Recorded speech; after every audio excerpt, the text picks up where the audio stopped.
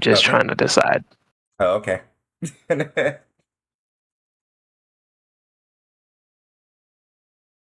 8 spells. Ah, No, that's the thing with being a caster. But I guess the other thing you got to keep in mind, being a warlock, you can only cast 3. yep, exactly. You can't spam You can't spam them. them. So, Take what you need. Uh, Lightning bolt them. I don't know if he has that option. I don't think he No. does. no. It is always a solid go-to. Okay. Drop Misty Step Okay. and go with slow. Well, don't like that. All right. Misty Step. And we take slow.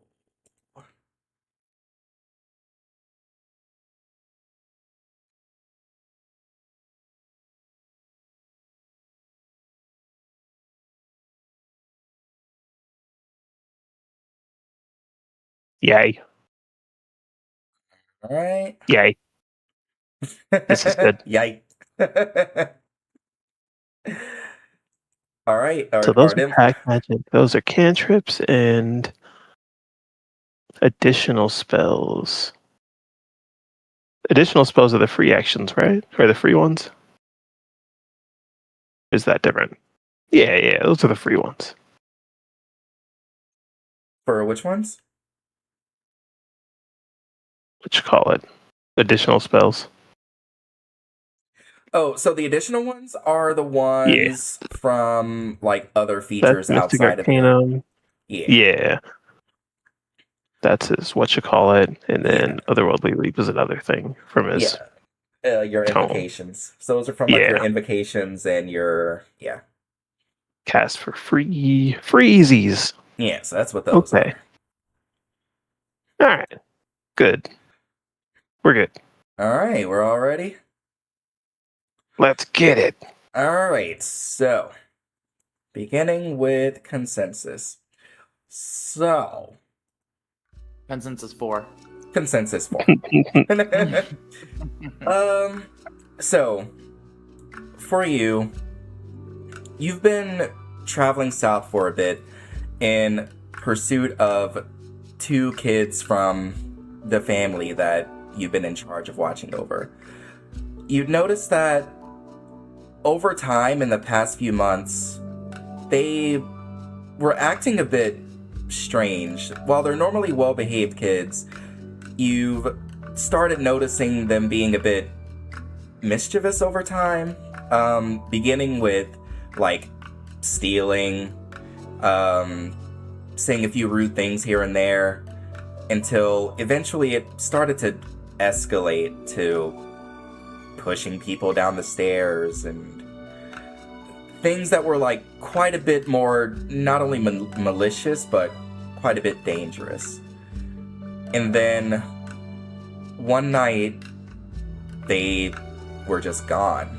You went to check on them, and the only thing that you found in the room was a single coin, a silver coin on the bed. Using your skills, you managed to track the direction that they went and found yourself heading south. Until eventually you found yourself in a place known as the Whisperwood, surrounded by forests, still following the trail until you eventually reach a part of the forest where the trail begins to run kind of cold. The tracks begin to fade, and we find you at a point where you will be figuring out where you should go from here. So,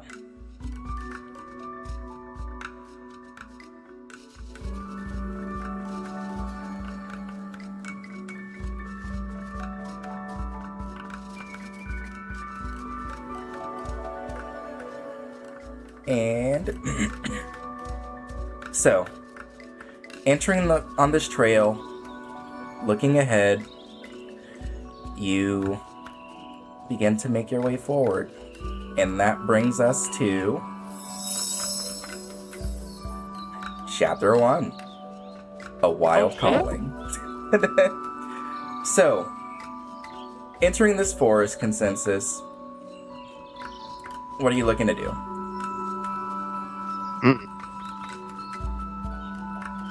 Make a perception check. Alright, so go to your utility, and then... Oh, wait, wrong thing. Yeah, wrong thing. I know, Wrong thing. I know, I got it. It's fine. It's in skills. Not there either. It's totally fine. It's totally fine. I told you, I'm gonna find it. I'm gonna find it. That's the one. Okay. So, looking around and attempting to pick up on any noises that you can, you hear quite a bit of wildlife. You hear what sounds like splashing coming from somewhere to your right. You hear the sound of some creature lapping up water in the same direction. You hear the sounds of bushes rustling to your left. And not long after that, you notice a creature making its way out from the bush, and it kind of stops in the middle of the road, takes a moment and kind of looks at you, and it looks like it's kind of sizing you up, like kind of looking to gauge your intentions.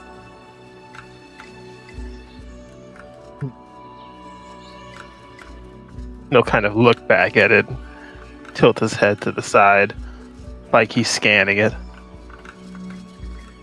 And after a bit of it looking at you, it kind of notices that you're not really moving. You see it look back behind itself, and then it continues making its way over. And following soon after it, you see two more smaller ones rushing out from the same area over to your left. And you just hear them kind of disappear into the bushes. You hear what sounds like splashing, and then the sound of a creature rushing out from the pool of water that you can see.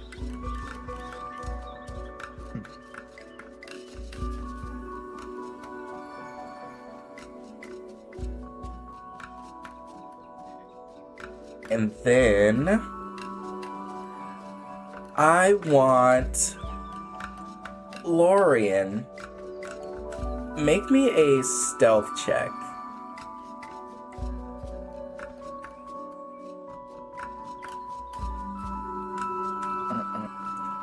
It's under skills on the left tab. To the left, skills. There you go. And it should be at the bottom. Stealth. Stealth. Okay. Okay. So, your stealth was lower than his perception. Consensus, as you make your way over to the water, you kind of hear what sounds like a little bit of rustling. And it sounds like it's coming from your right, a little bit behind you.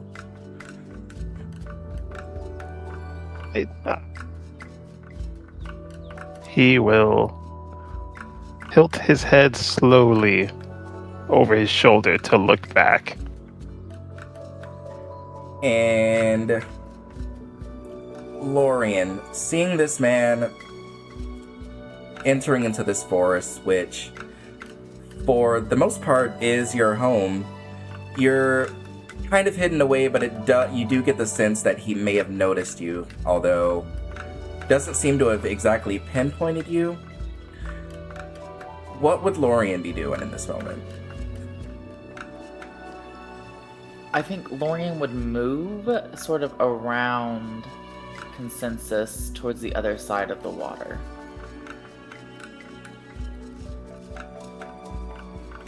Okay. And so, Consensus, kind of like looking into that area, you see what looks like a hare rushing out from beneath the dead tree to your right. But strangely enough, that hare didn't look... It looked a bit abnormal, mostly in its coloration. It seemed to be almost as green as the grass itself, as it rushed past you and into the bush.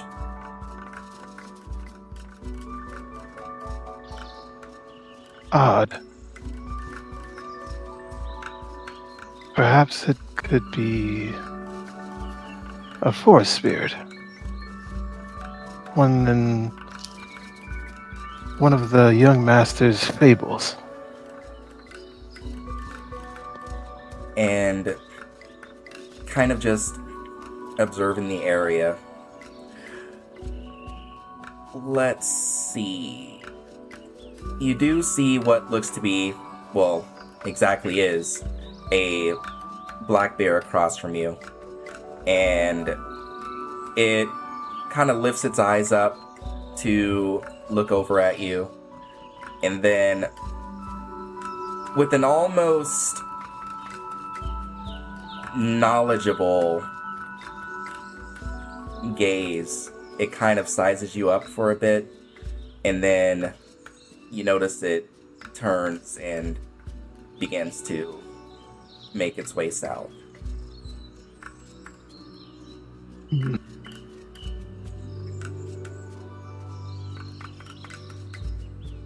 I wonder.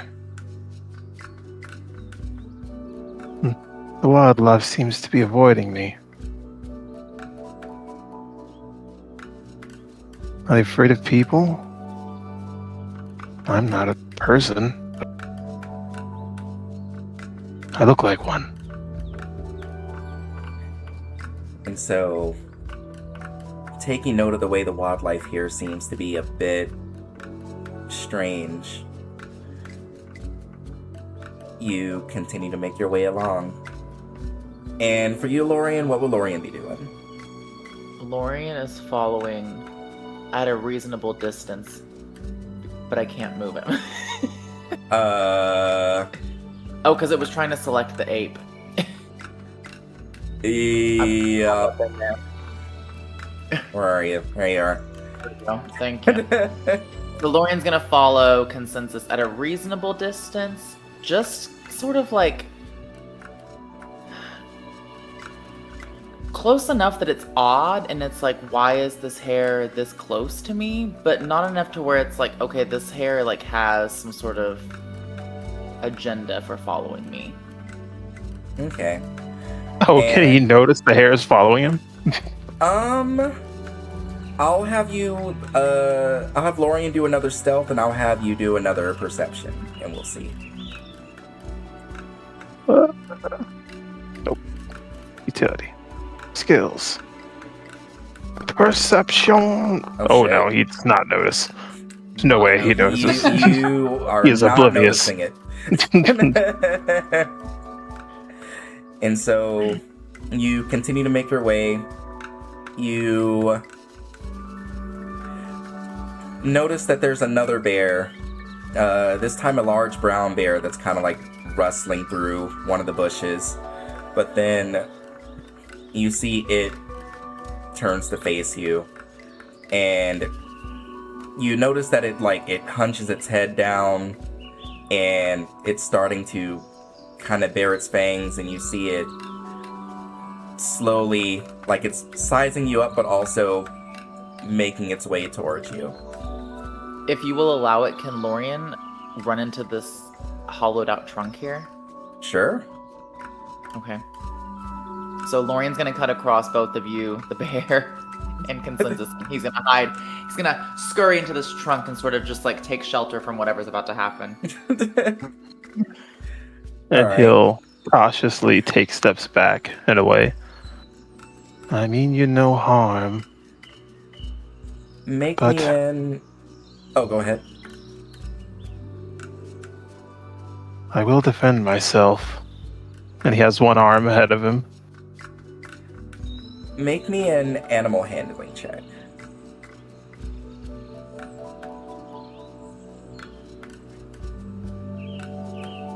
Oh, Okay. And so, kind of bringing your hand up, you see the bear looks to you and then continues to approach. And it begins to stand up on its hind legs and roars at you.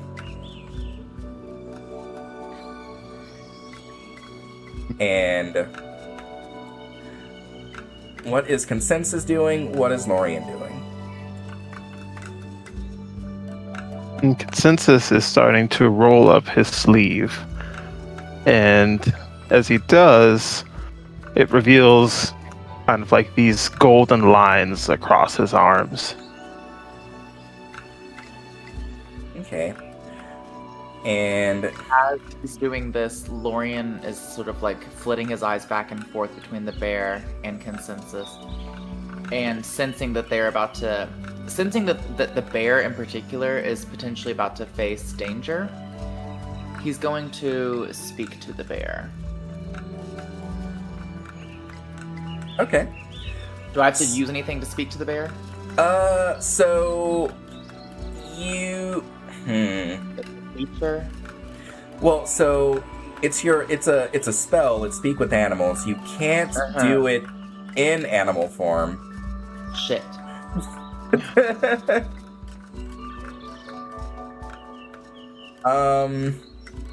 I will say we can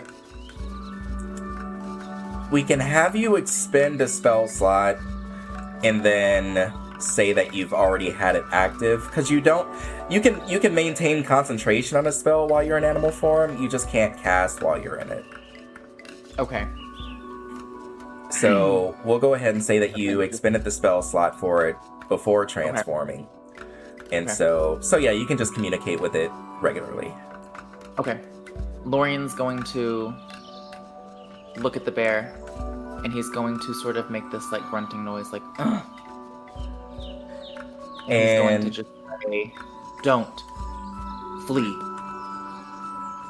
And the bear, you see, it's like, for you, Consensus, you see like the bear's ears kind of perk up. It starts to kind of look around, and then you notice it turning its attention over to the tree that rabbit just ran into.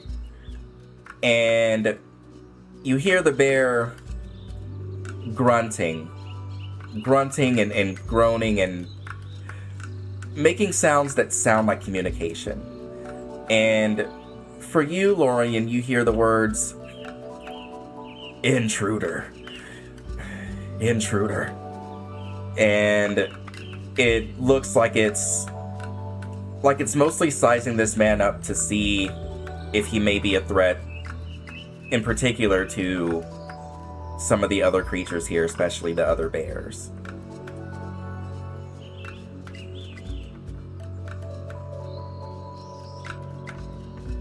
And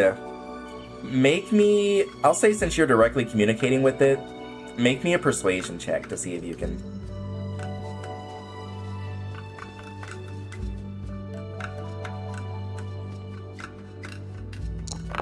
No, in fact, he shan't listen. And so you see this bear turns its attention back to Consensus, and baring its fangs begins to approach again.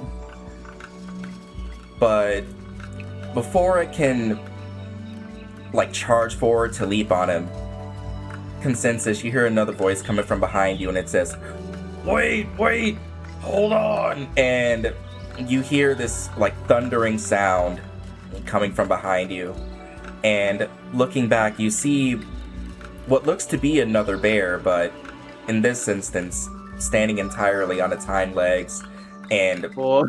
raising its hands up in an almost like a, not like a shooing motion, but like a hold on kind of, like very, very human. And both of you see the bear that was about to attack Consensus kind of drop back down onto its forelimbs. And for you, Consensus, you can hear the two of them like grunting at each other. But for you, Lorien, you hear the brown bear once again repeating the words intruder. And this other creature, this bear-looking individual who came from behind Consensus, saying, "No, I don't believe he's part of what's happening here. He came from the north, didn't he? I believe the issue is in the south, where that fog is." And the bear kind of like grunts again, and it begins making its way past the brush, keeping its eyes on Consensus the entire time that it moves. And the individual looks to you, Consensus, and says, I'm sorry about that. He gets a bit, testy with new people. Who are you anyway? What brings you here? And Consensus will turn to him and give a slight bow. "No, I am sorry. I have invaded your forest. I am called Narian. I came here in search of a young lad, my master.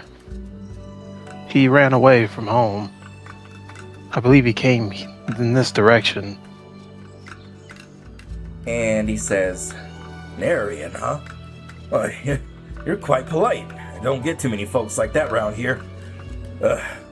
Still, it's quite dangerous here, and, well, what was that you said? You're here looking for some kid? Yes. And the bear kind of like scratches his head, and then he says, "Well, we have had quite a few come through here lately. Children taken south across the bridge, but I hate to say it, I really wouldn't recommend going that way."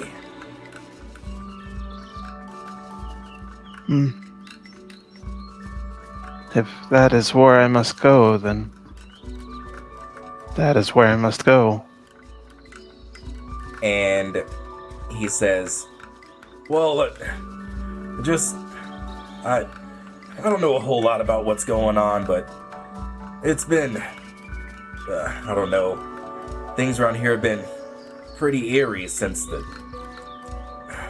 I don't even know what they are, but we had some individuals making a home in a part of the forest in the south, and all the animals there, they started to scatter, and I guess the rest of this forest is becoming a bit crowded as everything's trying to escape from that area. And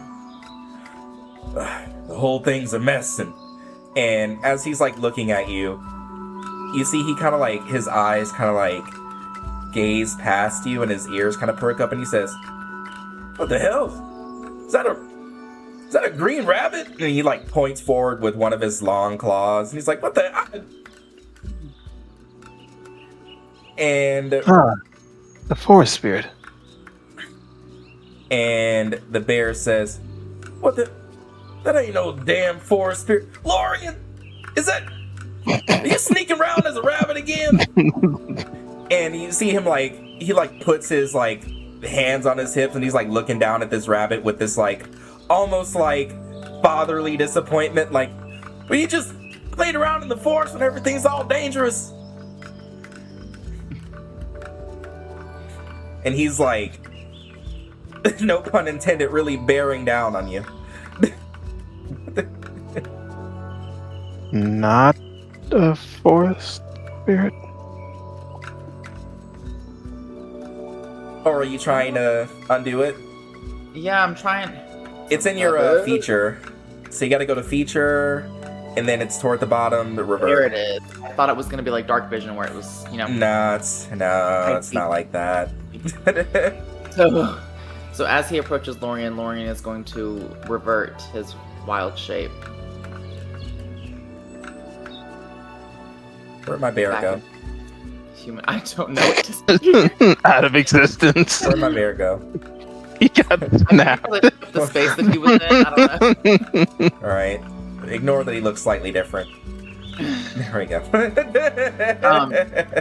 But he's gonna turn and face him, and he's gonna just kind of have his head down. He's not gonna say anything at all, but he's going to just sort of make non-committal like grunting noises again while looking over at Consensus. And instead of addressing the bear at all, he's going to just sort of look over at Consensus and look back at the bear and say, "What is he?" And the bear like looks over at Consensus and then looks back to Lorraine and says, honestly, I don't know. I mean, he looks mostly like an elf, but he's got these strange lights about him, and you see him like the bear kind of like starts like sniffing on you, and like he's trying to like get a sense of like what you might be, and then he says, but he doesn't really smell like an elf. I don't really know, but says that he's here looking for some kids, and I'm assuming that they must be taken south where the others have been taken.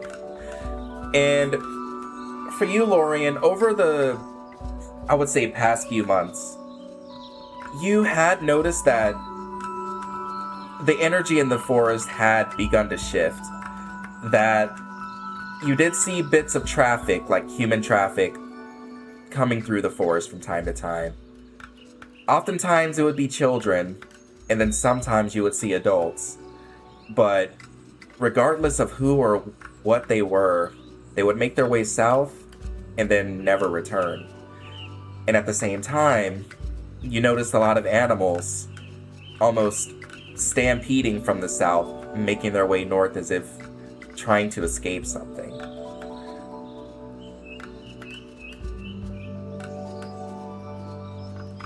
And so with that information, Lorien would assume that whoever it is this man is here looking for must be one of the kids that you saw moving into the southern forest, wherever this problem is coming from.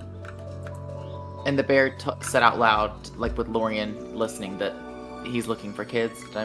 Yeah, he said it out loud, having that conversation with Consensus, and then he turned and told Lorien that too. Yeah. Lorien's gonna look over back at Consensus, and then, like still eyeing him skeptically, and then look back at the bear, and he's gonna put his head down again and say, "Kids, south." And the bear says, "Yeah, I think so, but it's kind of dangerous that way.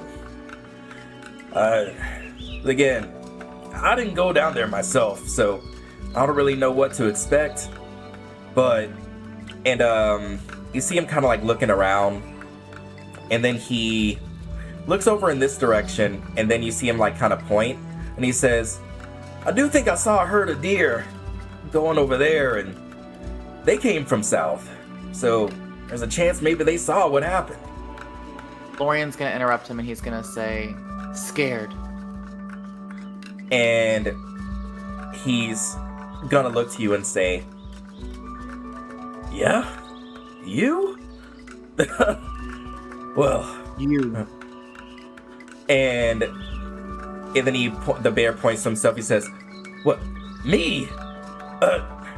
And you see the bear's ears kind of lower and say, "Well, a bit, yeah. I mean, I've heard all kinds of noises and things that don't sound like any kind of creatures I've heard coming from down that way. And I mean, I do got a family to look after.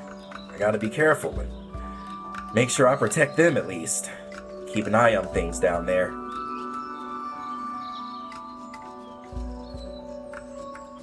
And you see him kind of looking around, and he says, if you ask me, I'd say all of us here are a bit scared of the whole thing. And Morgan's gonna say, wrong. And you see his ears kind of perk up, and he says, wrong? About what exactly? Scared. Me. No. And you see the bear kind of crosses his arms and says, so you're not scared of whatever the hell's going on down there? Lauren's just gonna shake his head no. And he says, I see, well, you are quite, I mean, And you see he looks back over to Consensus, and then he says, and I take it you intend to go down there no matter what, huh? I must. And he kind of scratches his head again and says, well, if you do intend on going, and Loyan here says he ain't afraid of what's going on, I mean, and he kind of like leans forward to you and kind of like does his best to like kind of whisper, but he's really bad at it. And he says, listen, the kid here ain't too bright, but he's a damn good fighter. So just like look after him, make sure he doesn't get into too much trouble, and I'm sure he'll be able to help you out in the scuffle. Just, you know, he tends to get distracted sometimes, and just, but he's a good kid. I think he should be able to help you out. And he'll give a slight bow again. I appreciate the aid. And the bear turns to Lauren and he says, well, if you are going down there, and if you're able to solve this whole thing, well, you'd be doing the forest a great service. Probably bring some peace back to this place, and hopefully keep more people from trouncing through here. Lorian's just gonna say, machine, help. And the bear's gonna like look back to Consensus and say, you do smell a bit, what's the word, unnatural. But either way, you seem like good people. He'll tilt his head. Unnatural. Of course. And he says, you're a strange one too, ain't you? Well, either way, between the two of you, I don't know, maybe you can figure this whole thing out. Either that or make it much, much worse. I guess only time will tell, but either way. And he kind of looks at the two of you. He kind of like reaches out and like pats both of you on your shoulders. And he says, all right, well then, I'm gonna get back to the family and see if I can calm my son down. And well, I guess if the two of you want to get to moving, and is there anything else you want to ask me, I'll be down that way. And he'll begin making his way south. And for you two, what are you looking to do? Also, I need to fix your name. So what's Consensus going by? What was it, Narian? What was it? Yeah, Narian. Can you spell that for me? Yeah. I'll put it in the thing. Okay. Yeah, it's important for note-taking purposes. You gonna take notes on a one-shot? I am. Listen, I know you. It could come back around at some point. You never know. Maybe. Alright. Got it. Alright. So, do you want us to explain sort of what they look like at this point? Yeah, I should have actually done that from the start, but yes. Well, I was hair. There wasn't much going there. Yeah, I like that better. I like that better. That is the name of the child he's looking for. Oh. Ah, got it. Child. Very important. Okay. So, starting with consensus, since you were introduced first, what's he look like? Give us a description. How's he looking? His facial expressions, all them things. So, his facial expressions are actually somewhat like blank, kind of like he's looking through you.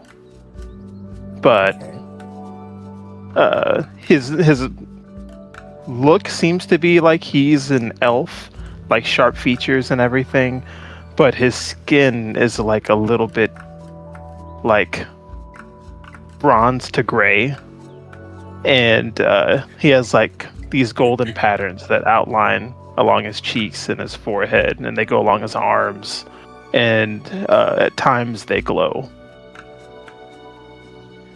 Okay. He wears a double-breasted jacket, and then just like dress pants, kind of like butlery wear, along with a pocket watch. Okay. And how about for Lorian? I should Lorian's also... a mess. Lorian is a child of the woods. He has long, sort of like dirty brown hair that's naturally curly, almost like Coven's natural curls, just brown in this instance. And he's covered in dirt constantly. He always just kind of like covered in a film of dirt all over, not like consistently over the body, but just kind of in patches. He also has vines that kind of grow all over his body. Yeah. Green vines that go all over his body, like he's had them entwined, like he is a part of the vines. And he wears a tunic and some pants, but they are like in tatters. Because he doesn't care for like civilized society. He's not worried that his clothing is in tatters all over his body with the vines. He's barefoot, absolutely barefoot, doesn't wear shoes, 100%. And he's just overall just sort of like feral. All right. And then how about like his posture? Like, does he like stand hunched or like? No, he stands very, very straight, but he constantly lowers his head in an attempt to sort of like negate potential conflict or issues, like disengage. Okay. All right. And so, having been introduced to each other, what y'all doing? Lorian is gonna tentatively walk up to Neri, and he's gonna just kind of like try to tap him to see the noise that his finger makes against him. And because I forgot to tell you, Tanami, Lorian is very unintelligent. Polar opposite. Like, he is just very dumb, unfortunately. Intelligence is his dumb stat. Yeah.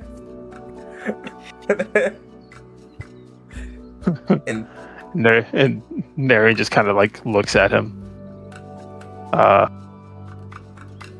Everything okay? He's gonna look up at Narian very quickly through like the hairs coming down in front of his eyes, and he's just gonna go. Just like a grunt. Yeah. He communicates in grunts. Strange. I'm familiar with this language. Huh? And he's like speaking in a way that's very much not any natural language that you've that you've heard or learned. And so, going off the information that you were given, the bear mentioned that there was something going on south, and that there were animals that had fled from the south to make their way north to escape whatever was happening. He mentioned seeing a deer herd, but not much more beyond that. Well, this seems to be your home. I will follow you. And without missing a beat, Lorien just turns and starts walking south. He's not one for conversation. He's not one for words. He's also not one for walking south. That's east. I'm finding. I thought there was a path right here. I thought there was a path. Oh no! It's you're gonna want to go right. We go back. Oh Lord! Oh Lord! No, I thought I saw like a path that direction. Okay. Bear on the booty. And so, the two of you began making your way south. All right, so you're just heading straight south. Yeah. Okay. Game paused. You got annoyed with my movement. Yeah. I gotta pause it. Quit fucking moving. So fucking quit. Slow down. Hold all your phones and horses. What? But my phone's and horses. And so, as you make your way south, you find yourselves on, eventually, a dirt road. You continue to follow it for a few miles, going through the trees, or like just going past the trees. It's just tree after tree after tree, things starting to look the same. Is there any kind of conversation or anything that happens with you guys as you're making your way south before I bring you to the next part? As far as like interactions or how you're moving, things like that. For Narian, he'll just be kind of looking around a lot. Seems like he's taking things in, just because he hasn't really been to a forest before.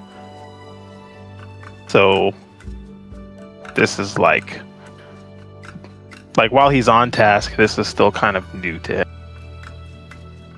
And for some reason, he seems to be like, I don't know,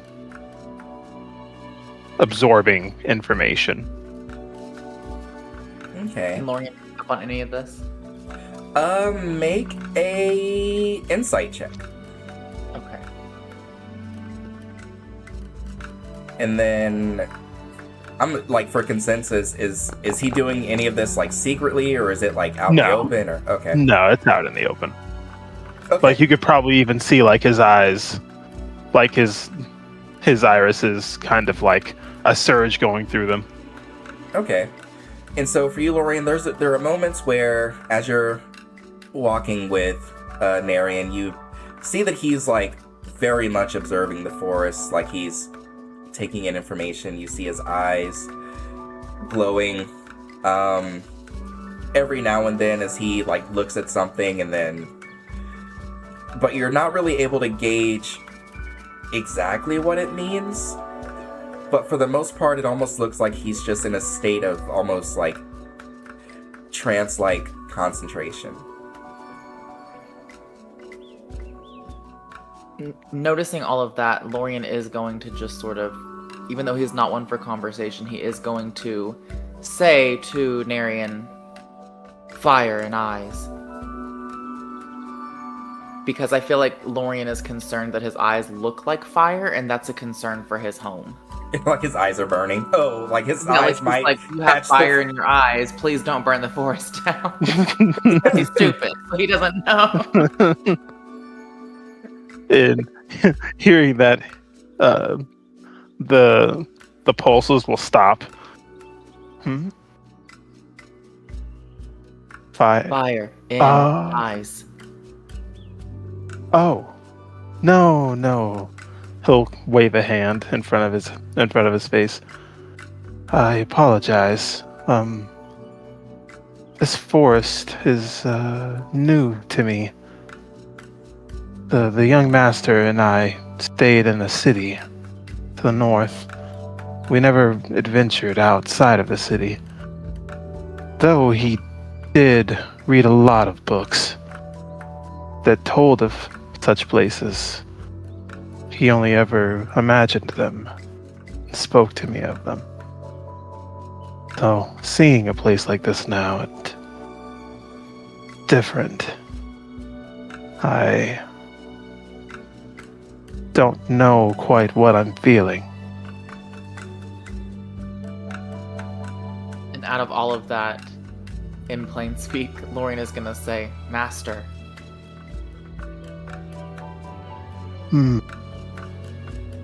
My lord.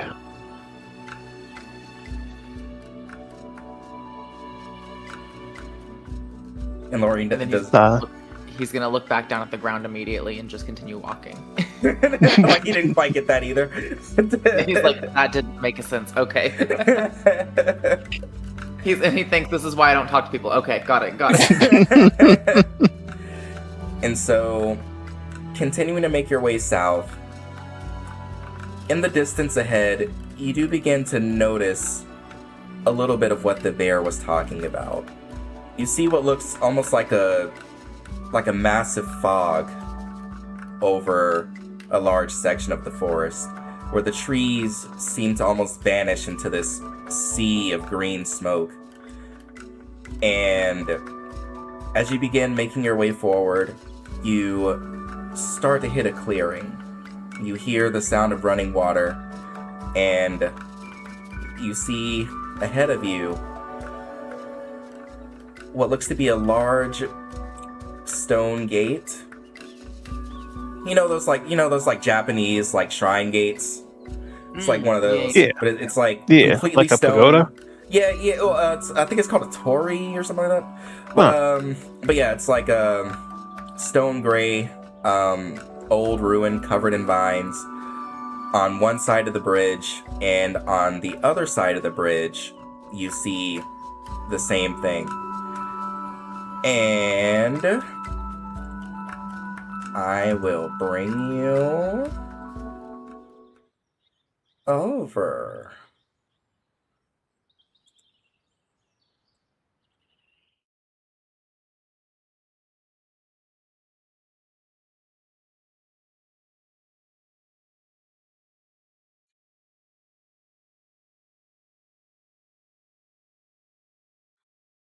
And so, making your way to the bridge, you see ahead of you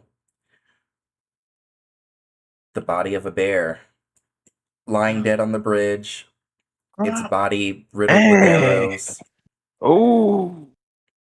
and its entire midsection seeming to have been gored out. Oh, Lord. And Oh, Lord. further ahead, That's like Die Hard 7. Jesus. further ahead, hunched atop the gate on the other side of the bridge,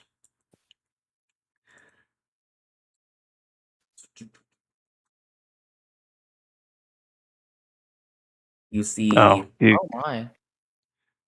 a large, green, covered in fur creature is hunched that a on troll? top of the gate.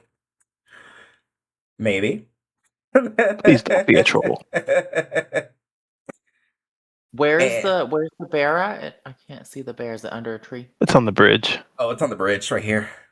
Oh. There Oh, it is. yeah. Yeah.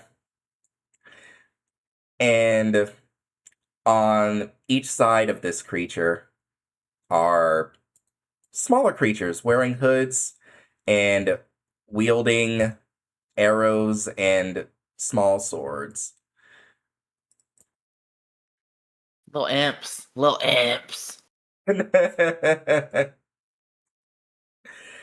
And This large creature looks ahead to the two of you and says, "Lay down your weapons, or lay down your lives." Lorien is going to run to the bear's body Okay. because he doesn't fully understand what the troll said. Again, Fair. because he's not great in plain speak or common tongue, and he's also just not intelligent. And when he makes it to the bear, he's going to throw himself over the bear's body and just sort of like wait to see if there's any semblance of life still there. Oh, that bear. Oh, that bear. And so, laying down over the Like, bear, sort of just like waiting to feel like blood pumping or like the inhale of a breath is what he's just waiting to feel. Oh, I think that's far. God. so laying over the bear, its body is completely cold, completely stiff. You feel the pool of blood running against your knee as you're crouched down over the bear's body. You see the numerous arrows sticking out of it, and then looking further ahead, you just see the entire torso of its body missing. And even where its organs should be, completely gone. And the creature on the gate says, unfortunately, I believe, Ebonia and Viridia. What the fuck were their names? How are we spelling those? Veridinja. Verdigris over here. And he says, Vidania. Das Vadaya. Das Vadaya. And he says, I believe they've had their fill of this creature. Not much left in there. And then he pats his own belly and says, barely left enough for me. So Lorien catches just bits and pieces of that, but he does, even though he's not very smart, he pieces that together that they are the reason that this bear is dead. And so Lorien is going to look up, tears just like falling down his face. And he, through gritted teeth, he's going to say, "You did this." But it's not a question. It's not a question. And he says, not alone. Still. And he kind of leaps forward and lands on the bridge, which is a massive crash, and looks ahead to the two of you as he's standing just a bit in front of this green haze, and he says, "You've made a grave mistake approaching Mama Gretchen's forest." Mama Gretchen! Mama Gretchen. I love it. And while he's speaking,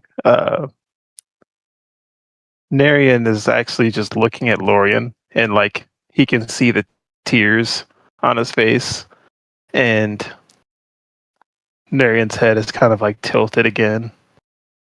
When young Master had tears on his face, he was upset. And he looks at the bear, and then he looks at the beast thing. It's a troll. It's fine. It's It's a a troll. Oh, troll. fuck, it's a troll. It's a troll. Damn it. Damn troll. Of course it's a damn troll.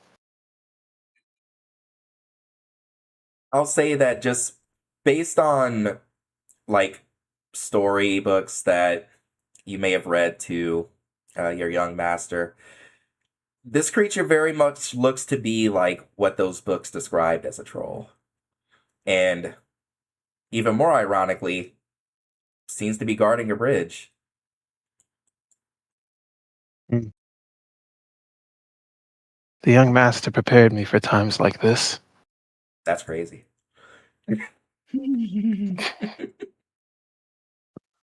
And as he turns to face the troll now, he'll take one step forward, and Lorian can kind of see the golden shimmering along his arm now, along both of his forearms.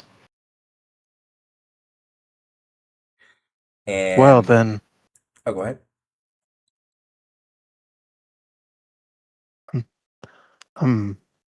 he'll kind of like level his gaze on this troll.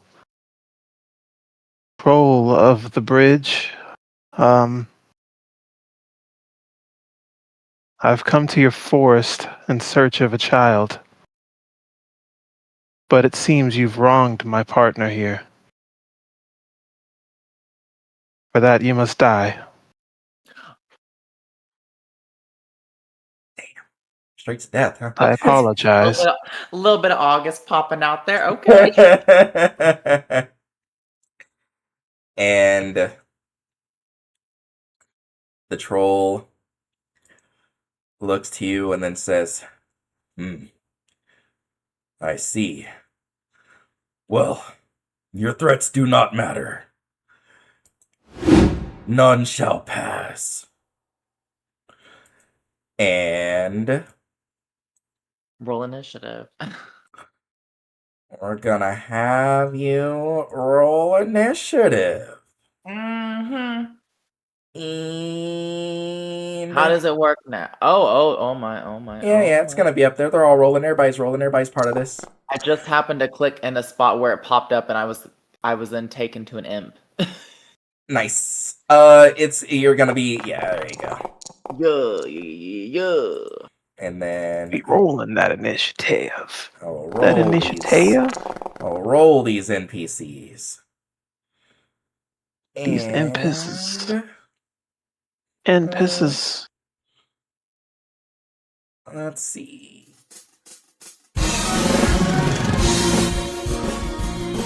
Yeah, that works.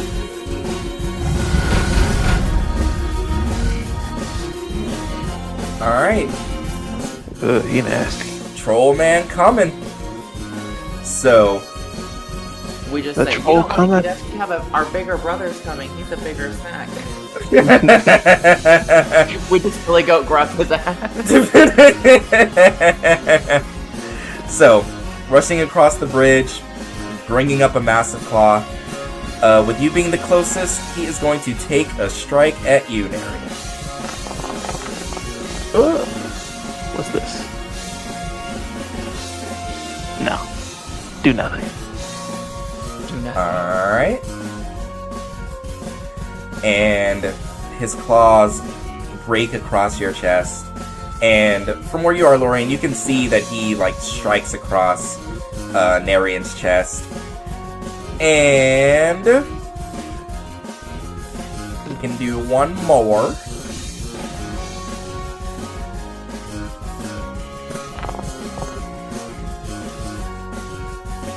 He thought.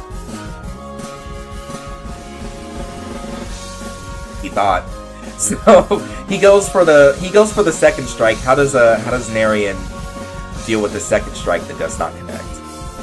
So after the first strike connects with him,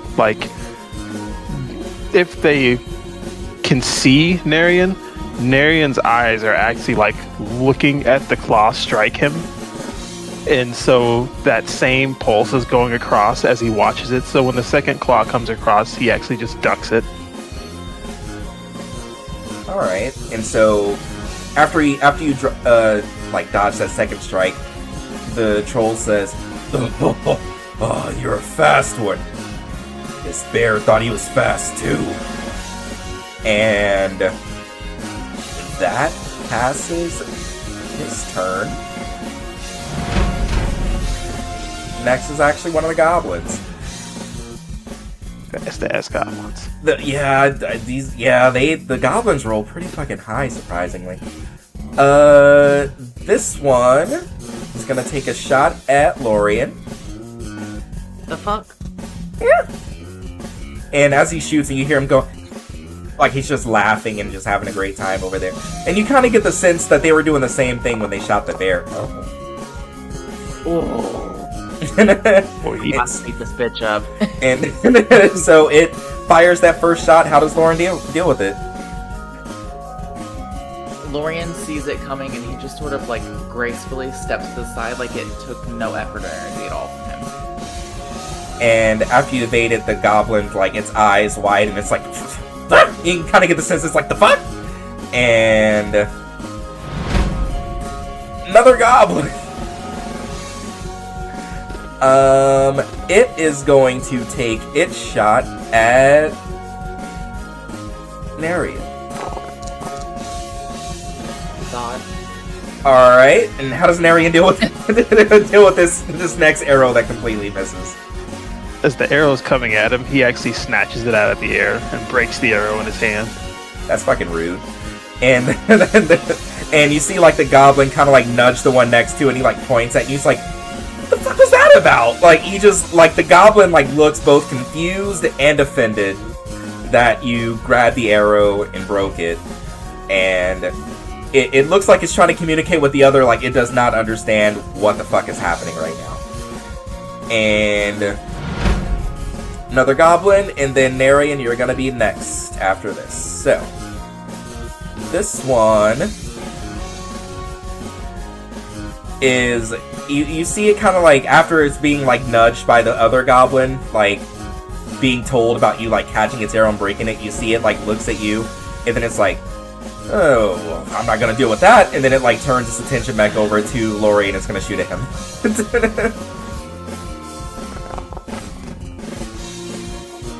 Cool. And so the goblin fires this its next arrow at Lorien, believing that if the other guy was able to catch an arrow and break it, that this should be an easier shot. How does Lorien deal with it? Lorien just turns the opposite direction from the first one, and then looks towards them, and just attempts to smile, but he doesn't really know how. And so he just kind of goes. And you see like the goblin, like it's like holding its holding its crossbow and it's like stomping its feet on the gate, and it's like pointing at you, and you can like tell that it's like cursing, but you can't really understand what it's saying. That brings us to Narian. What's Narian doing? So, this whole time, as he's been dodging and catching the arrow, the light on his arms have been like building up and building up. So on the arm that's facing towards this troll, he's actually just gonna point it at him. And for anyone paying attention, they can kind of see like his arms start to like pull apart and his hand come down, and then a little cannon come forward. And he is going to fire a blast. Alright. Oh yeah, that hits. Oh yeah, that hits. That barely hits. Alright. Yeah, all of those? Okay. Yeah, and so with the cannon aimed at him, it's just straight on, just like bam, bam, bam. And so, firing these shots at... That's not right.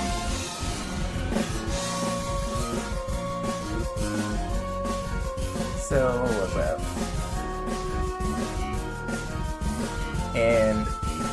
Oh, I don't think you hit the crit button when you did that one. Oh, was that a crit? Yeah, that second one was a crit. So go ahead and do like do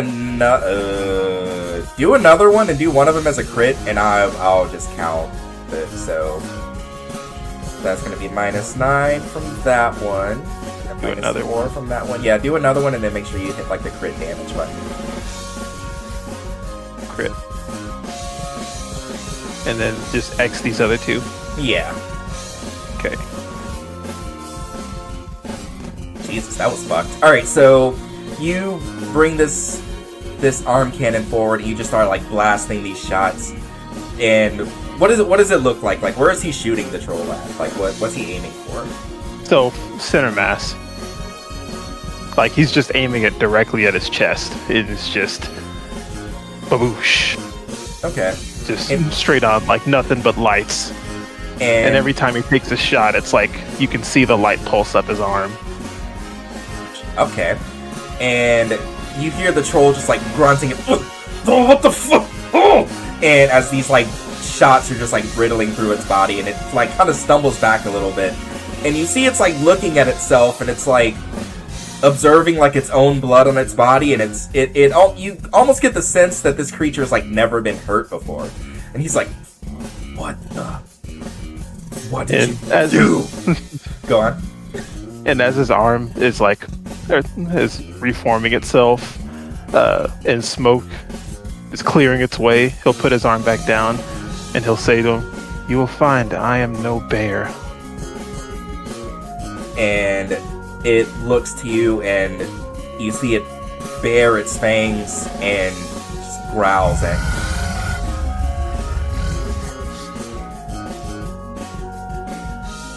And it's totally locked on you now. Anything else? Bonus action. Is Armor Shadows a bonus action? So your Armor of Shadows, I'm treating that like it's always on. So cool. You've already got that active. Your hacks. So all the ones that you see that have BA, they those are your bonus actions. That makes a lot of sense. Yeah.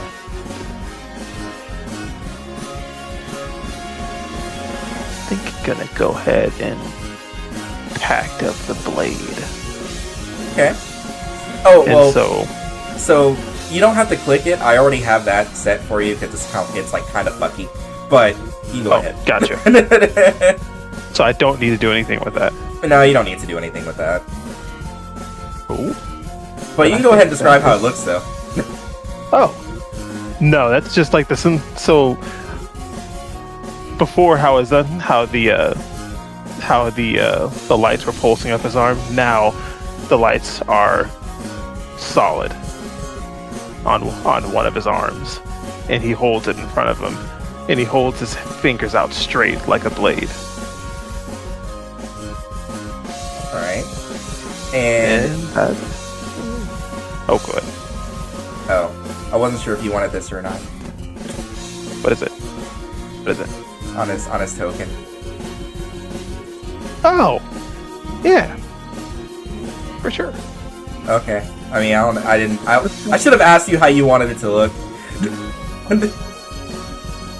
That's fine. Well, so now we know it's there at least. Yeah. Okay, and so you see like the troll like looking at it, and it says, "I don't care what you are, bear or not, you'll die just like one." And that is your action, your bonus action. Any movement? Nah. Well, he's not in its range, is he? No. Nope, you are. Well, you are technically in its range. It has a 10-foot reach. Oh, okay. So I don't want to move out of its range. Yeah. All right, and now Lorian. What is Lorian doing? Okay, here we go. Lorian is going to run up, if you will allow it. Sure. Yeah. Mm-hmm. I'm allowing it, just so you know. Right up to Troll Boy here. Big hands. All right. Yeah, and then if you will allow it, he would like to attempt to climb up onto his shoulders. Okay. Give me an, I guess I'll say acrobatics check. No, now I can't hear you. What happened? Wait, can you hear me now? Oh, no, shit's broke. Uh-oh. Oh no. Uh-oh. Oh, Uh-oh. Uh-oh. Why is this shit not working? Uh-oh. It's like, ooh, you trying to have fun over there? I think not. It said, no, not today. You better temper those expectations. You were saying? Make an acrobatics check. Okay. It's a utility.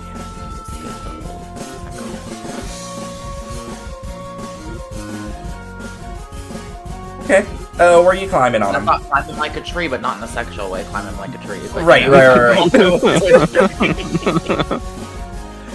Okay. I don't know where that places me, like where I can be on like I don't for like the yeah, in terms of like how you need it to look. I guess I'll say here.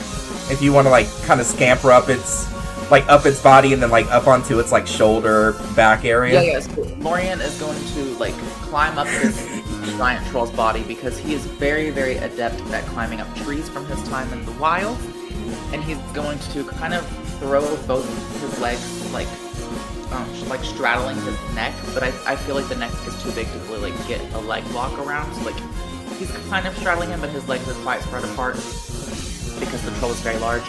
And where is my Fury of Blows? So I mean, you still have your regular, because your Flurry of Blows is an action. I mean, is a bonus action. You still have your you still have your action. Right, which should be my unarmed strike or no? Yeah. You Okay, can do unarmed strike. You can do any of your spells if you want. Nope, I want to. I get to cast spells any other day of the week. Hang on, let me go. Let me punch kick. Right. Let me feel like Victoria for a second. So empowered strikes, it doesn't cost anything. It makes it force damage instead of regular, which is like a damage type that nothing has resistance to, as far as I know. Are you fucking with me right now?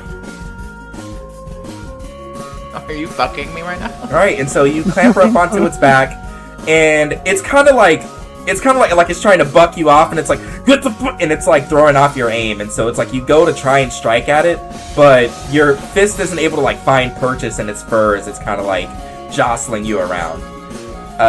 That's your first attack. You can do a second, and then you have your bonus action after that if you want to use it. Yep. I'm gonna try it again. That Hey, hits. there we go. My very first like actual roll. Oh goddamn. Yeah, use stunning strike. That's what it does. Sure. Oh fuck. Well. Oh. So how does his stunning strike look? So after he goes to hit him for the first time and he misses, Lorian is going to just feel this like rush of pure anger at him for what he's done to this bear. And he's going to then immediately draw his hand back again and just try to launch his hand right into his body, like trying to remove pieces of him at all costs. So he's gonna come down hard. But I think that he's gonna come down really hard this second time because the first time missed, like on his head. Like he's going straight for his head. Okay.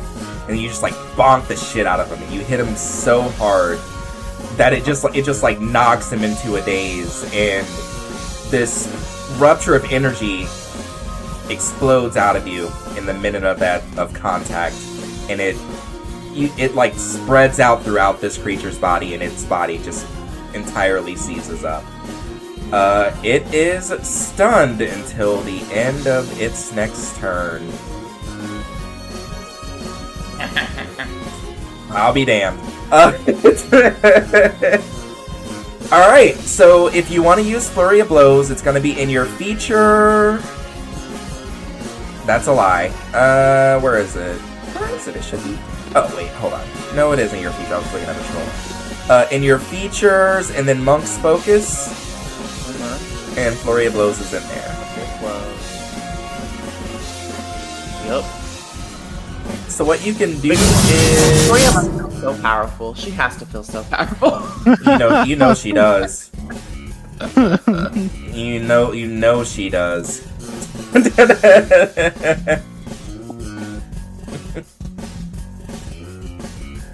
So I should strike. Right? Oh crap! Oh crap! Oops. Clicking stuff and doing things.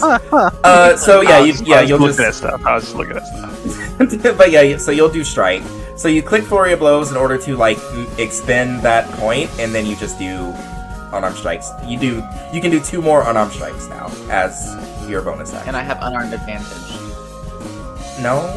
Or I have advantage because he's incapacitated. Oh yes, you do. Yeah, that's right. Yeah, he's stunned. Yeah. Crit God. Oh shit! I critted. Don't forget to hit the crit damage button. Yeah. Critical hit. Yep. That's the one. Yeah. Yep. Oh my god. Yeah, let's just the grapple. Why not? Why not? Ooh, the power I have as this character. Oh. Oh my god. Okay. Oh, that's right. It's an auto fail because he's fucking stunned. So. All right. God damn. Alright, and so I imagine that you're just on this creature just like savagely, like a gorilla, just just like both fists just like pounding on the He is. And he's getting covered in blood spatter like back at him, and he's just the whole time is just like And so for you, Narian, seeing this wild man is just on this creature's back, just fucking savaging this troll. And this troll, like, being stunned, can't even scream. It's just like, it can't even move. You see its eyes just like wildly looking red. It has this look in its eyes like, what the fuck is happening right now? Like, it just looks like it does not understand any of this. None of this makes sense. And so that's your action, your bonus action. You still have movement if you want to use any. No, I want to sit tight. I want to sit up here. Alright. Alright, so that's your turn? Yeah, can I end my turn somehow? I can do it for you. Okay. Alright, Yep. and that brings us to Last Goblin, who sees all that going on, and you hear it shout something like, "No, no!" And it's gonna fire its arrow at you, Lorian. Oh, it hit. Ooh. Oh.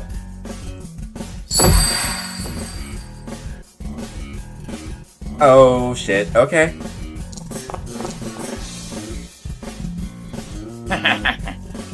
Oh, wait, did you completely... Oh, I deflected the attack. you completely negated it, huh? Yep, and now I'm redirecting it. You sure can! Where are you sending it? Who you sending it at? The one that sent it at me. God. Cool! How does that work, like, aesthetic-wise, how would that... So, essentially, it fires its arrow at you. You catch it, and then you just, like, turn and you just, like, throw it back at it. For 13... more than it has. So how does that look when you do that? Because you killed it. So yeah, so Lorian just like launches the arrow back at him with all the force he has, which is substantial because he is wild and he relies on climbing trees. Like he is very built out, if you will. He launches the arrow at this troll or at this goblin, and the second he gets the arrow and it hits the target crew, he's just gonna immediately turn back to the troll to continue. And you just hear like the soft thud of the goblin like falling off the gate and landing on the grass below. That ends its turn, bringing us to the troll who was. And that ends its turn. How long is this shit supposed to last? Hold on. Well, it's set for the next until the end of his turn, so he shouldn't be incapacitated now. That's what I thought, but I thought it would like end automatically. But shit, maybe I'm fucking wrong. Hold on, let me look at. Let me take a little looky-loo at your shit. Until the start of your next turn. That's fucking. He's gonna get worked. That's fucking disgusting. Okay. Oh shit! Wait, it's this goblin's turn. Okay. So he saw what happened to his friend back there, and you see him like he kind of like looks over at the other two goblins, and you hear him like, and it's like pointing at you, and then like pointing back at the forest, and you see each of them looking at each other. They look at the troll, and it's quickly like begins to like scamper down the gate, and it is making a break for the forest. It's gonna use nimble escape. Oh, bye, pumpkin. Yeah, he's using it. He's dashing everything. He's trying to get the fuck out of there. Bye, pumpkin. And both of these are doing the same.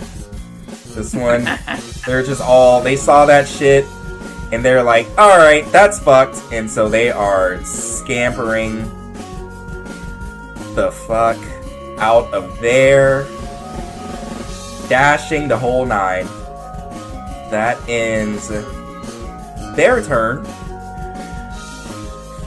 Troll is still stunned. What's Narian do?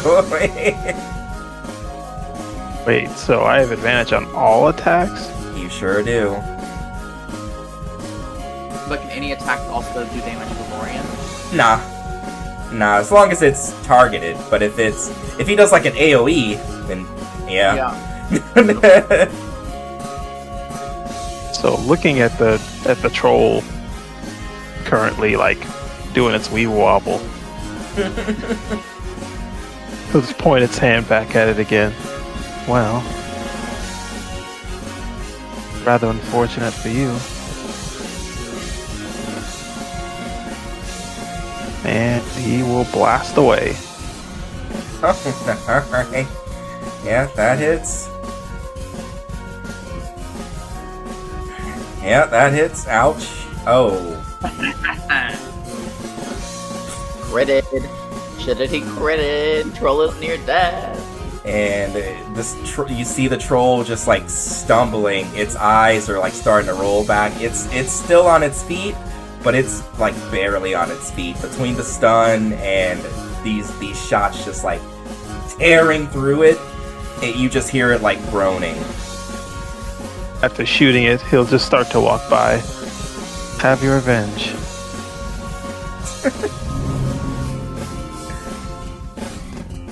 Alright, and what's Lorian doing? Unarmed strike. This is fun. I like this.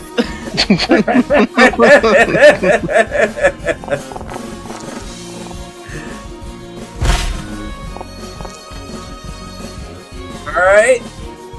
That's your first attack? Oh my god.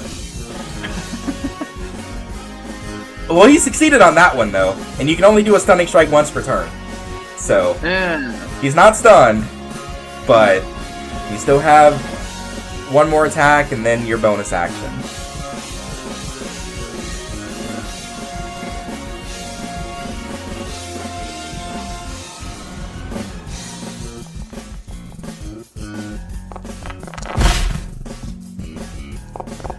How you want to do this? Alright. So, I like to imagine that when his turn ended and he was no longer just battering the shit out of this troll, he was just taking a breather. He just needed to compose himself, get some more energy back in. So I like to imagine that when all of the goblins are fleeing, Lorian is just trying to catch his breath, and then the second he does and he has his breath back under control, he just goes straight back into it, just on top of his head, just like pounding through his skull. But as he notices that the troll is about to like fully die, he stops. And he leans down next to the troll's ear. And in Druidic, he's going to say, the force of remembrance. Okay. And And then with as that, as the troll's body just like collapses because he's now deceased, Mhm. Lorian isn't going to like express any concern at the like all of a sudden plummeting from this height. He's just going to let the troll fall, and as his head goes back, Lorian's just going to like somersault back off his shoulders. And so the troll falls backwards, lands on the ground with a thud, and Lorian lands gently on the ground. And the goblins are fleeing. So that is your action. You still have a bonus action. You still have movement. Anything else you want to do? I don't think so, because I don't have anything that could catch these goblins. They're so far away now. You don't I think? don't see them. Yeah, they're Yeah, I in. don't So they are currently in the smoke, which you don't really know a whole lot about what's going on with that, but you know they're in it. Yeah. They're still within reach. With you being a monk, you've got hella speed. You can get over there. No. His beef was with Big Daddy Troll, so he's gonna let it. He's gonna end his turn. Okay. Then with that, the trolls or the goblins will take their turns just getting the hell out of there. And that wow, that just abruptly stops. Okay. That effectively ends combat. Fucking disgusting. Holy shit. That troll got one turn. That's fine. That's life, I guess. I see now why you were like, you might want to play as Lorian going forward, and I was like, no. Now you see it. There is so much power.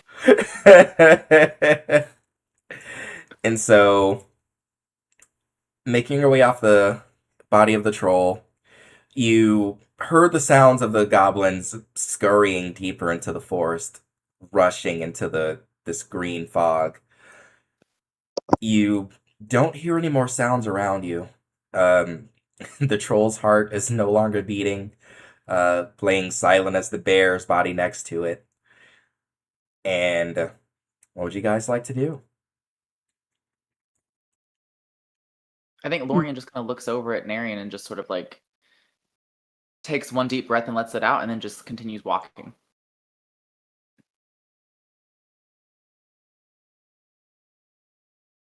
And Narian just kind of follows.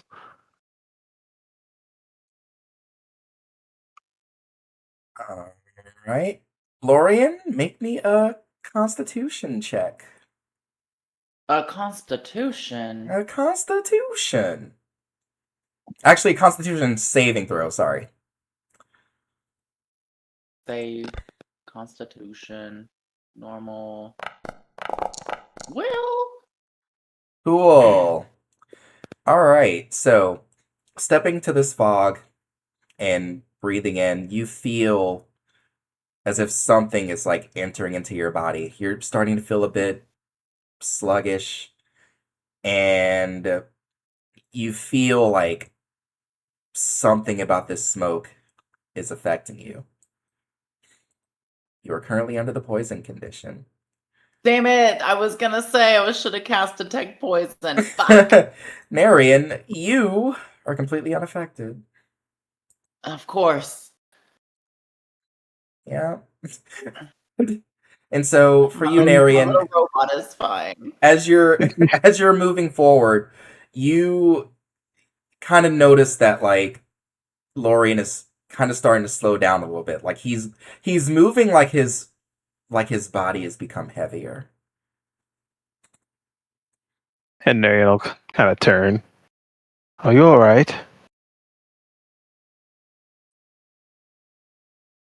And Lorian's gonna just turn and look at Narian and just go,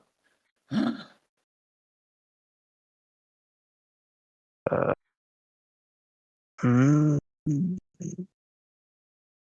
And looking him over, it's like his face is a little bit pale. Like he still looks mostly unharmed, but he looks almost a little bit sick.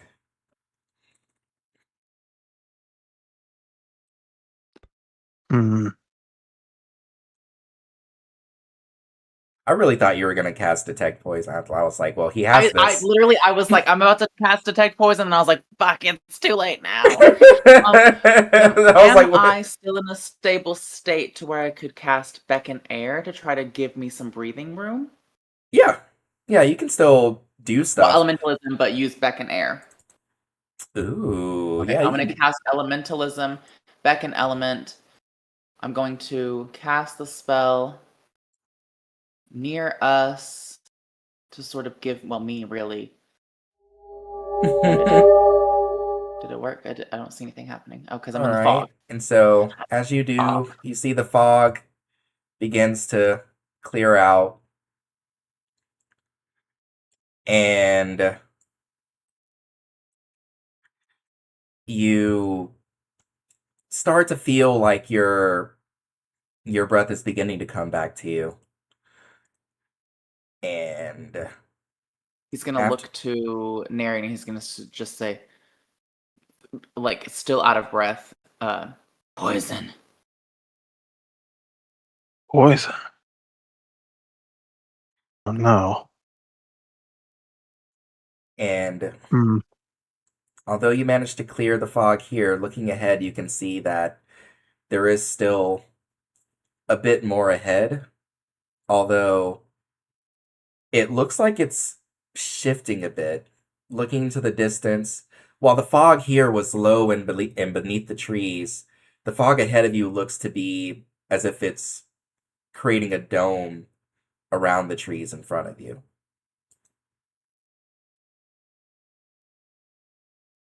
Perhaps there's something causing it. Something that I could stop. Poison doesn't affect me.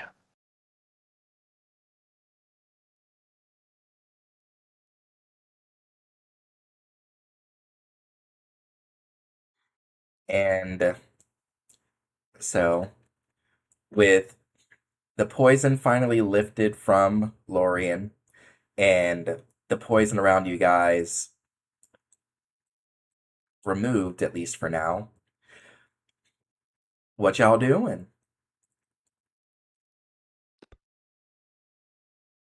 Uh, does the poison go as soon as we enter this area, the next area? From what you can see, it looks like make me a perception check as you're like Uh, looking ahead to the fog in front of you. oh, that's performance. Sure, make a performance check. Do a cool backflip. That'll solve this. A backflip will definitely tell us what's ahead. You just fall, like, on your face immediately.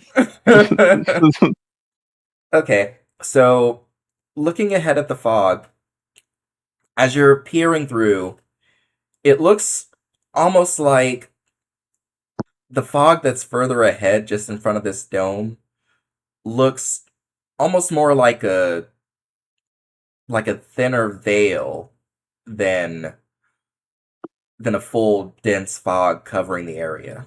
Almost as if rather than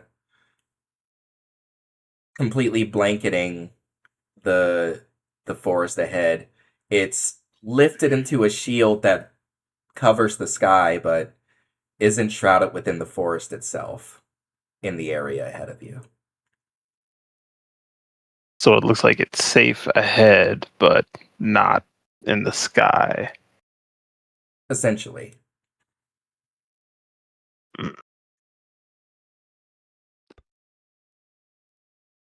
Hmm.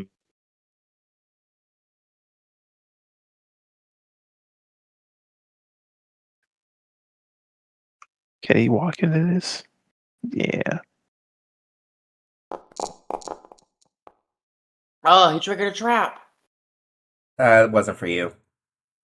Oh, I was like, It wasn't for you. Ignore that. Anyway, so I would like to, what's my spell? What's my spell? Find traps.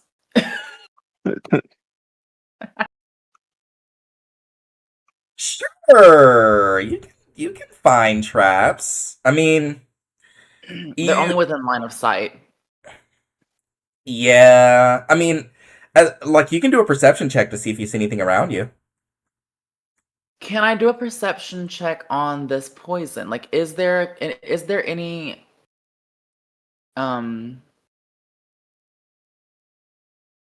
is there any reason as to why I would understand this poison in the strange way that it's acting? Make me a nature check. Skills, nature, normal. No, it's fine. Well, Damn, I thought you were proficient in nature. Are you not? I no, I think No, it's nature's an intelligence. Oh, Proficiency. that's right. I think it was That's survival that we put the money into. that's right. Hmm. So Let's be the money. you try and like parse your memory for things that you remember that are kind of similar to this. Um, things like fungus spores and the like, but unfortunately your memory isn't very good. Um, you're kind of having a hard time remembering anything past breakfast this morning. And so Yeah, that tracks. That tracks. and so and so you're not really able to grasp anything about this fog as far as like where it's coming from or why it's here. Hmm. And Narian's gonna turn ahead. I will scout ahead. Maybe we can find the source of this. All right. Hopefully. Okay. And so Narian said he will scout ahead. What is Lorian doing? Because I'm unfamiliar with my druid, because I just met him. Mhm. If I wild beast shape into the giant venomous snake. Oh, the poisonous snake? Yeah, you can. Yeah. Yeah, oh, yeah, venomous Does snake. Yeah, that yeah, yeah, yeah. Yeah, you does can. that because I'm able to slither lower to the ground, will that potentially allow me to avoid the stuff up towards the top of the trees? Ooh. And see, so my thing is like I want to be as low as possible, like just down to the earth. I I would say so.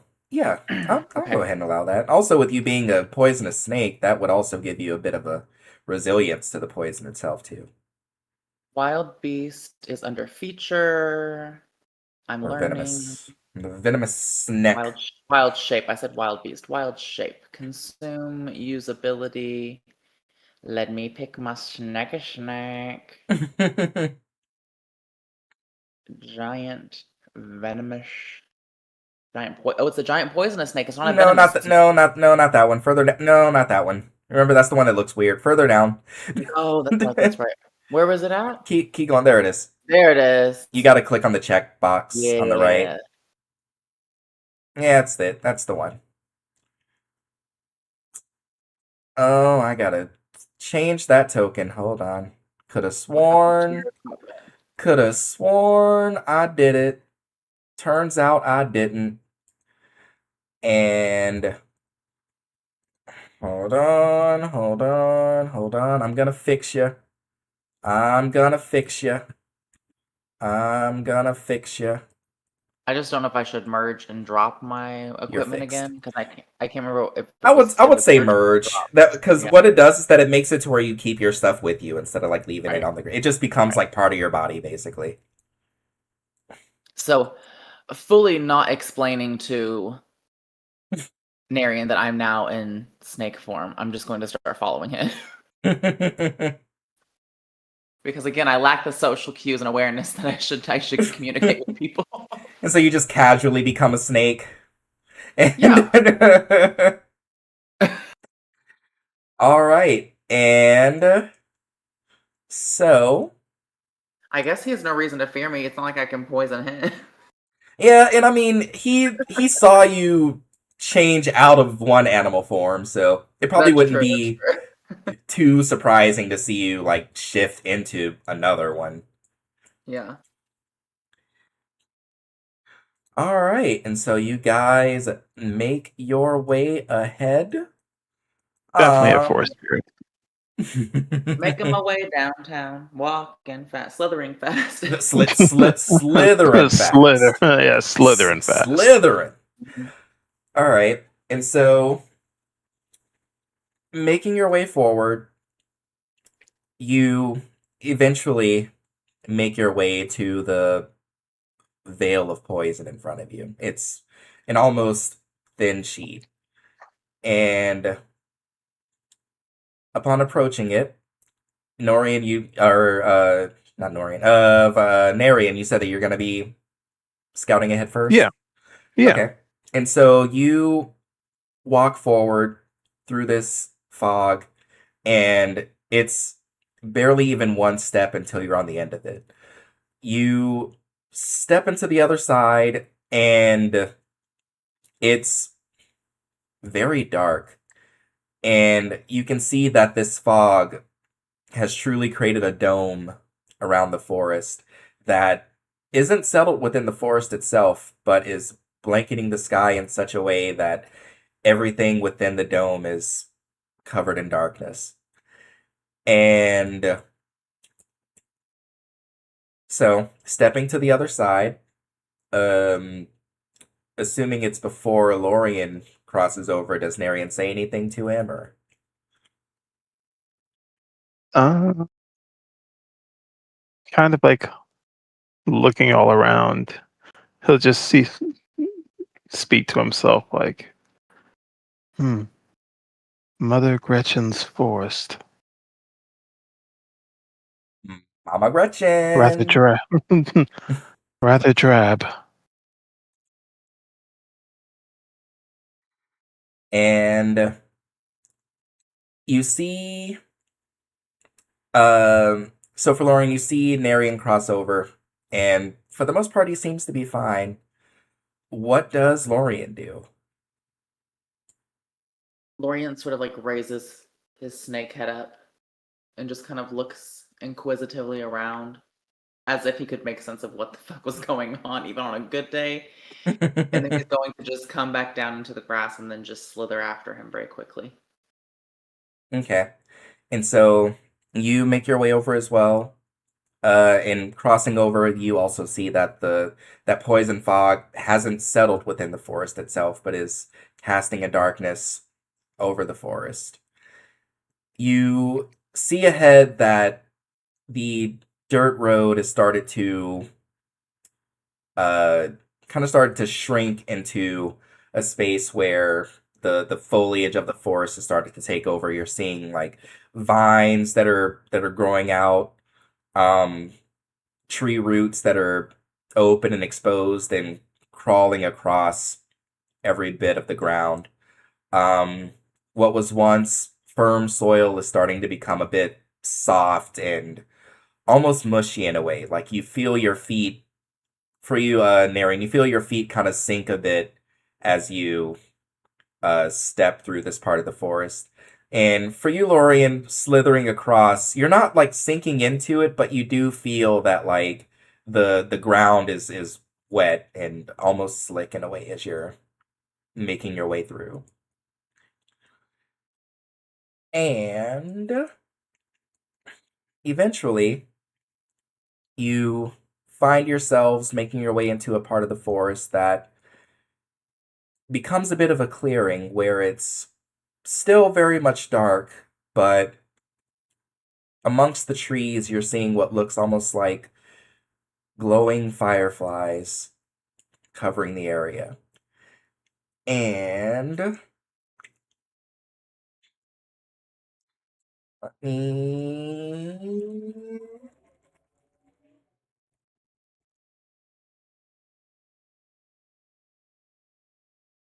Bring you on over. Come on into Mama Gretchen's lair. Mama Gretchen.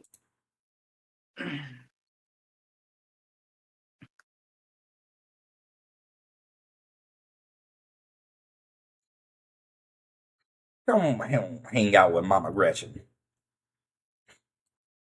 Also, What the fuck is this? I forgot to do this. There you go. What was Ah. chapter 2? I forgot to do it. It was the bridge. I forgot to do Ah. it. Yeah, I fucked up. Oops. Anyway. So, you make your way into this part of the forest, and it is dark inside. You're not really able to see a whole lot. What y'all doing? As Narian's moving forward, he's just going to Trap. You went straight into the water. The water? I can't see there's water. You can't see there's water.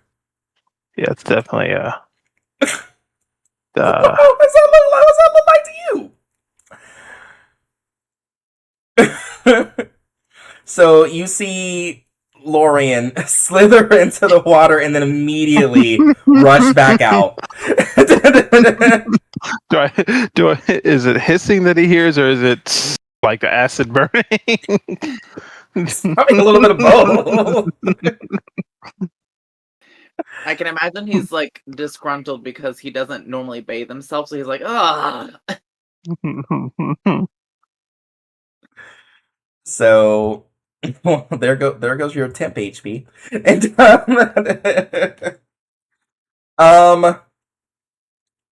Lorian, for that brief instance that you were in the water, make me a perception check.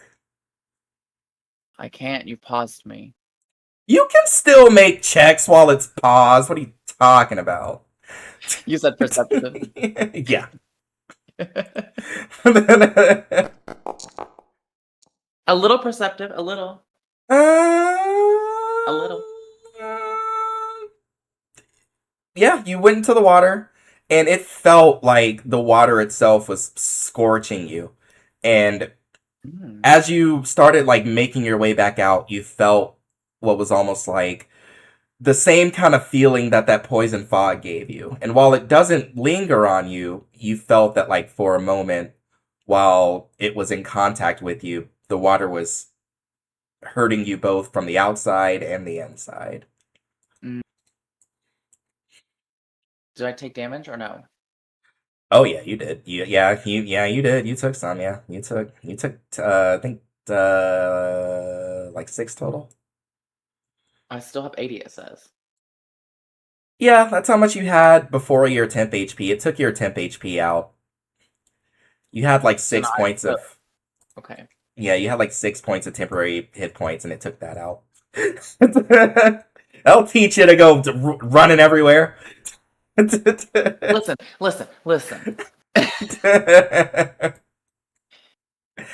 And so, for you, Narian, you notice one of the goblins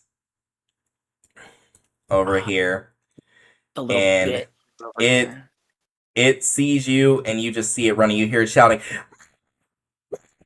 and you hear it just like start banging on the door, and then you hear who is that making all that noise outside? You hear the sound of a door opening. Come on out, mama. And a large individual steps out. Large individual. Yeah, she's quite big. And he'll look up. Excuse me. Are you Mother Gretchen? And she looks to you and says, well, my name is Mama Gretchen. And what brings you here to my forest? I've come in search of a young lad named Renovar Starfin. And she says, young lad. I believe I may have some sort of young lad, but, well, I have plans for this young lad you speak of. He came to While me she's talking, willingly, so. That was it. She just says Well, he came willingly. while she's talking, is Lorian able to attempt to slither into the house behind her? You kind of. So as you're going, you notice that, like, while she's got her eyes focused on Narian, the goblin, being on high alert, is kind of watching both, like, watching everything. It doesn't. It kind of, like, gives you, like, a glance, and you kind of get the sense that. I guess being a snake, it kind of makes sense for you to be in this area. So I would say if you're going to, if you want to attempt to like appear to be just a regular snake, make a performance check. Okay. I'm a slither a little sneaky.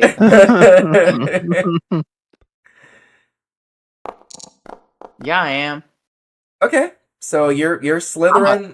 snake. You look pretty normal. So yeah, he doesn't really seem to notice you. He like kind of gives you a glance, but then he's just like, eh. I'd say Narian has not looked at this snake the whole time, so So if I look normal, I would like to slither into this encampment, this shack, if you will. Yeah, I'll say you can go ahead and Well, because slip. in Lorian's limited thinking, he knows based off the limited English he has that Narian is looking for this child, and so he thinks if the troll is busy talking with Narian, he might be able to look inside this hut to see if the child is even here. Yeah, makes sense. So I will say while she is distracted, go ahead and make your way inside. Let me in, motherfucker.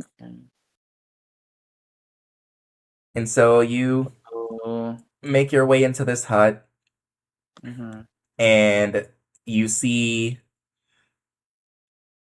a number of cages, and one of them looks to be an individual who almost looks to be elvish in nature, although completely green, sitting on the bed and just staring down at the ground.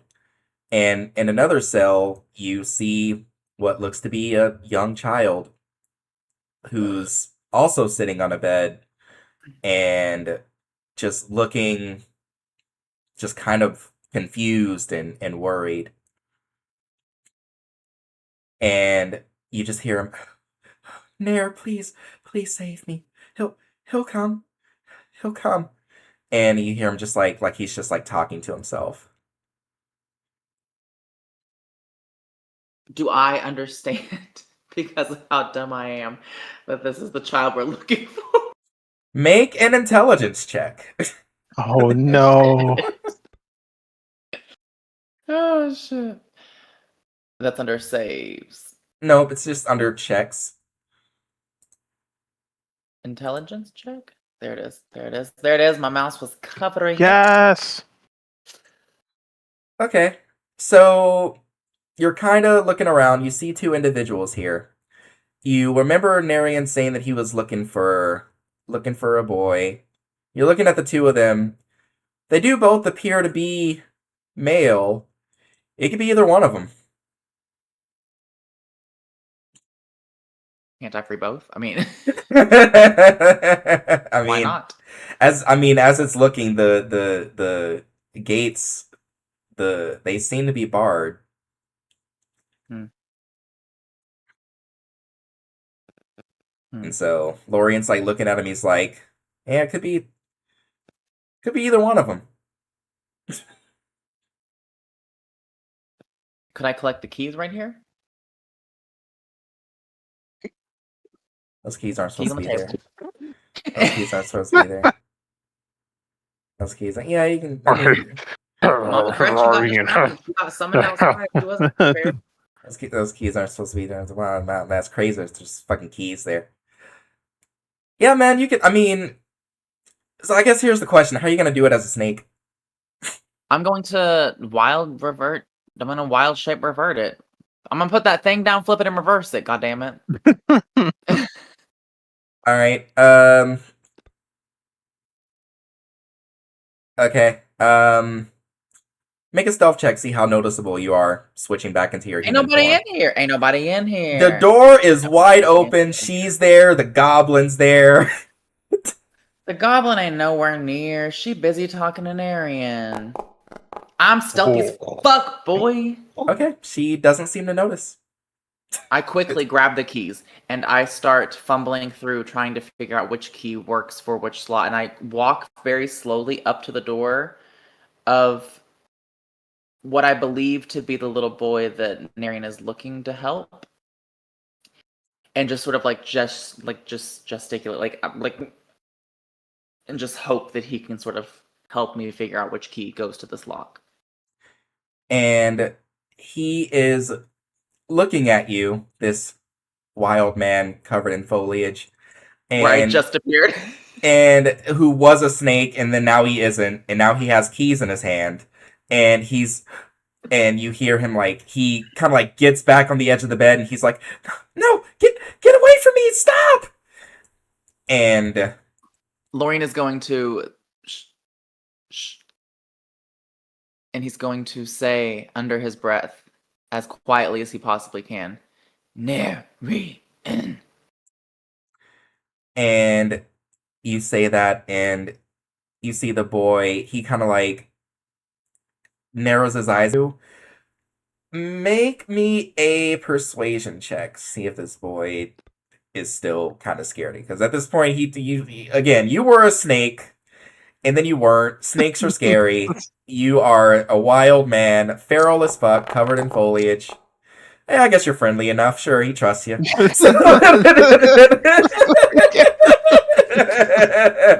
No wonder he's in this cage. Nothing strange here. So he comes up to you. I can see why August might be so impulsive, both from a story standpoint, but also because he's able to handle himself. As this new character where I can actually fight and do things, I'm like, sure, let's gamble. Let's gamble. And so he comes up to the gate, and he's, how did you find me? It doesn't matter. Are you able to unlock this? And he's gesturing to the. Honestly, I'm surprised that Lorien even knows how keys work, but that's fine. That's fine. He technically shouldn't even know what a key is, but that's fine. He lived in a village before the event. Right. So you're fumbling through your keys. Mm-hmm. Okay. We're gonna do this on a. I want to free both of them if I can, both the child in this room and then also this mysterious elven figure here. Because my thinking is, I need to free him first, number one, because Narian's here and Narian wants his child back. But also, I'm anticipating leaving this tent and having to now fight Mama Gretchen, and so having an extra ally and potential ally could be beneficial. Could be beneficial. Mm-hmm. And okay, so you're fumbling through your keys. There's a bunch of keys. The correct key, I'm gonna say, if you get between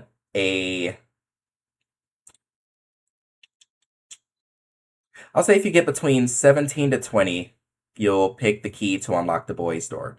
So I'm gonna have you roll a d20. 17 to 20. 17 to 20. It's a big ass thing of keys. How do I roll the d20 again?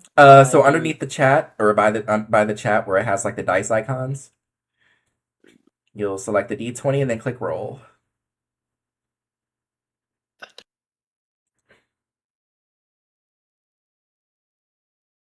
Where? Oh shit, you don't, wait, do you not have it? Hit F11 to like full screen. That just turned my volume down. Son of a.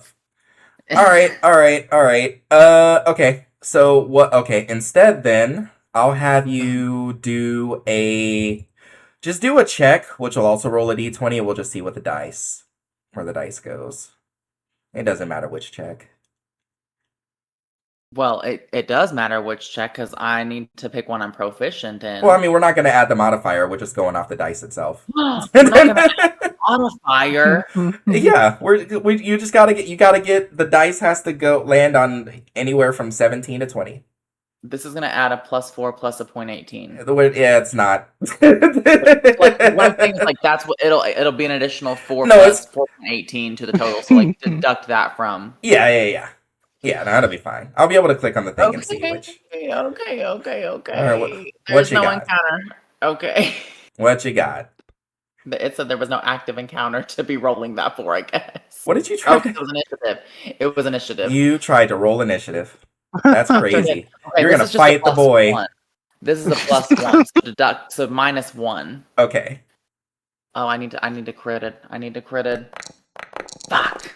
Okay.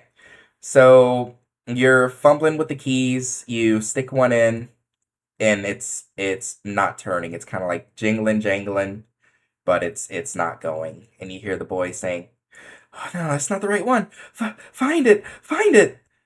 Cutting back to Mama Gretchen and Narian.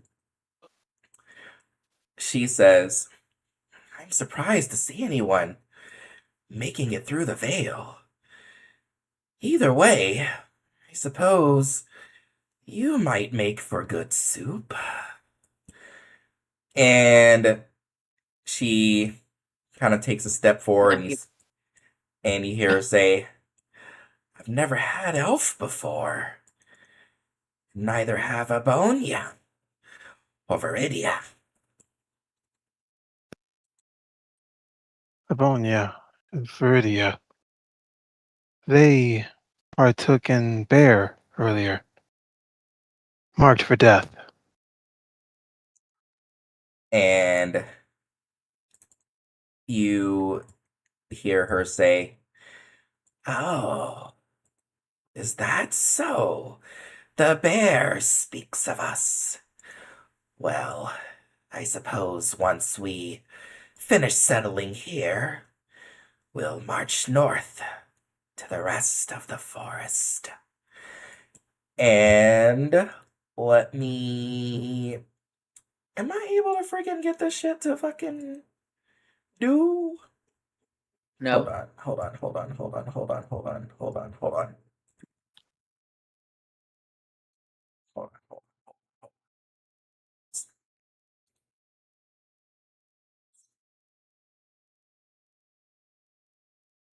I have not figured out how to make this one part work.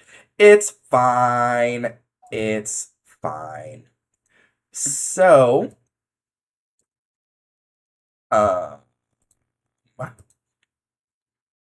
okay. So he says, "Marked for death," and she looks to you and then says, "Now then, I suppose you'll taste maybe not quite as good as the boy, but maybe close. Ebonia! Viridia!" And you hear a splashing sound as a creature rushes out from the water behind you. And you hear trees rustling as another makes its way out from a tree behind you. And from where you are, Lorian, you hear the sounds of these two creatures.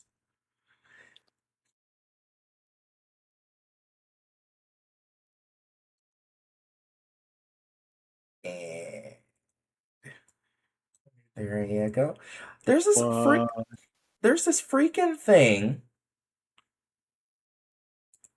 but it doesn't. I couldn't get it to. Oh, is that no?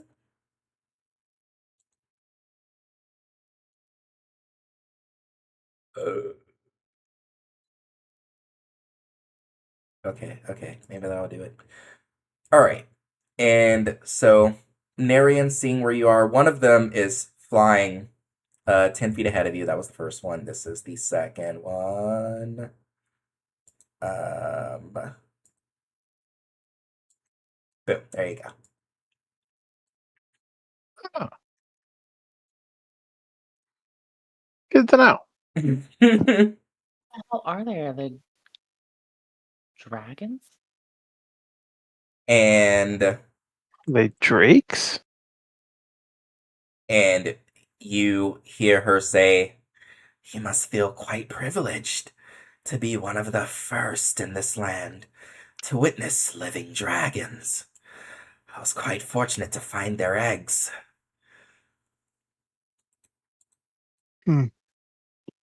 Dragons. The young master would be excited to see them. It's a shame. They'll die. And she says, "I'm sure he'll be quite pleased. He may not get to witness them from the outside, but from within their bellies." And then I'm going to have you guys roll initiative. Let me fucking. Where's this fucking shit? I am trying to get this damn thing.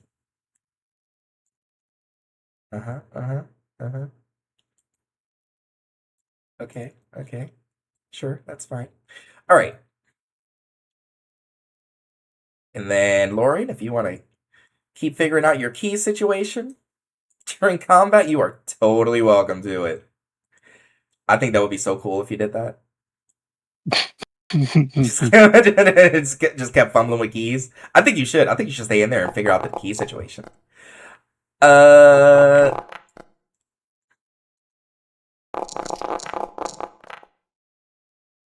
keep rolling low for initiative tonight. Yeah, that's a Victoria's problem too. It's a monk thing, I guess. Samesies. Oh God. All right. Let me. We'll do. What's this one? No.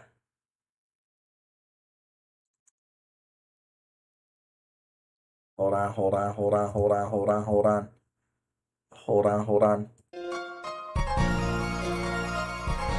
That's fine. Okay.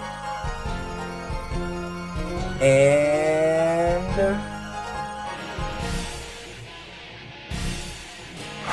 again. Ah, so that does it. Okay. And this was also something else I was meaning to do and then kept forgetting. Okay, that was pretty cool. There you go, want to see it again?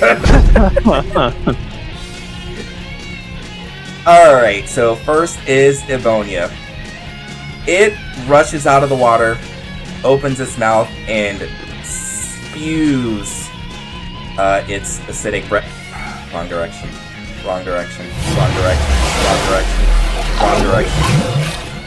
Nope. Wrong direction. That's what you pick. No.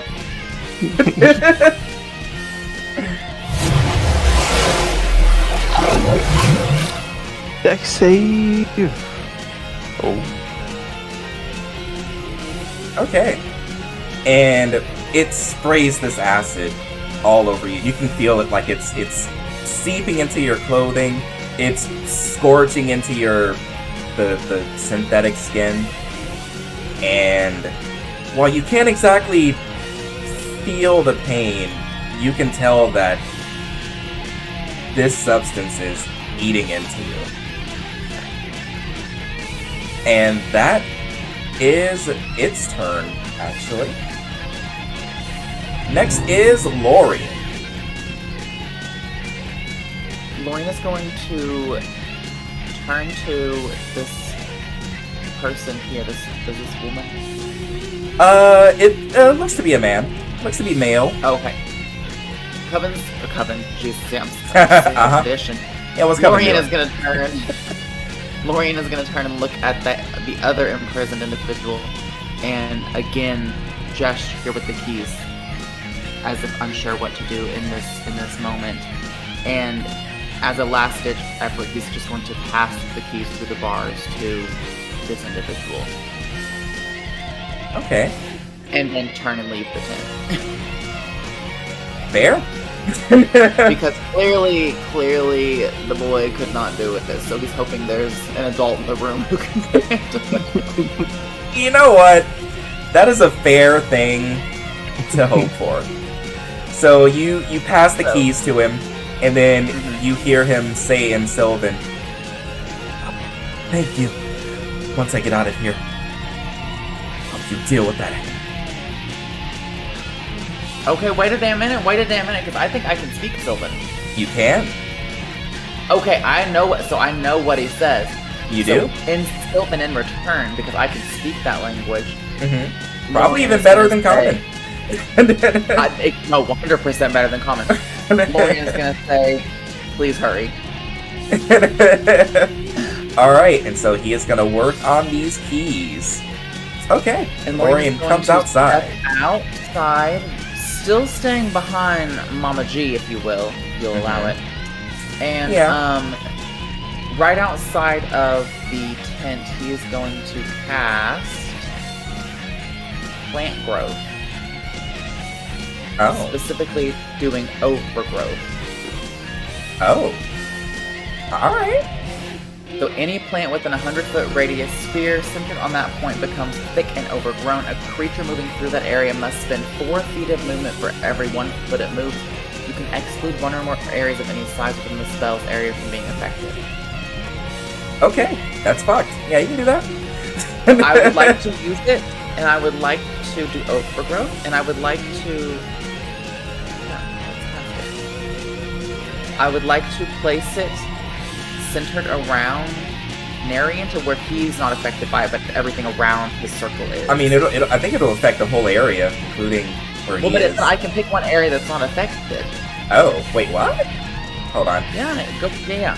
Hold on. I can pick an area. Oh, interesting. Okay. Alright, let me see. Hold on. That is interesting. Plant growth.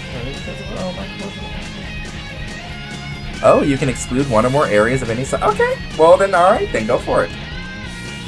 So I'm gonna place it directly over an area in here, but I'm excluding his immediate 5-foot radius. Okay. That works. Here we go. Oh my god. Oh Lord, something just happened. Alright. Scream. Yeah, I think I'm gonna have to figure out I did not set an animation for that. I'm gonna have to fix that later. Alright. So in the meantime, so the plants like in the area around him are just completely thick foliage. And Oh yeah, so like for the style of it all, Lorien is going to step out from the tent right behind Mama G, and to do this overgrowth spell, he's just going to quietly crouch down and place his hand onto the earth and allow it to happen. okay. And you get you feel like a rumbling as the plants, the vines, the roots all begin to like seemingly burst out of the ground. Flowers sprouting up, and let's do.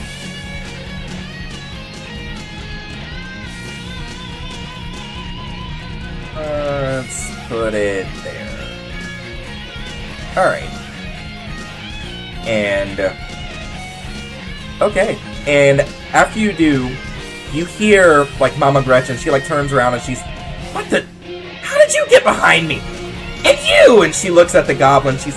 Why did you deal with this? And... What have you done to my plants? And she just looks furious as this, like, growth of like, these plant growths are just all over the area. You can see that, like, Ebonia on the ground is, like, shrieking as the plants are, like, coalescing around its feet. The other one is currently in the air, just looking down at all of this, and it has this look in its face, like, this is kind of funny to it, because it's completely safe. And, and for you, Narian, you see that these plants are just growing all around you, but not in your area. I should be able to find it better. This is handy.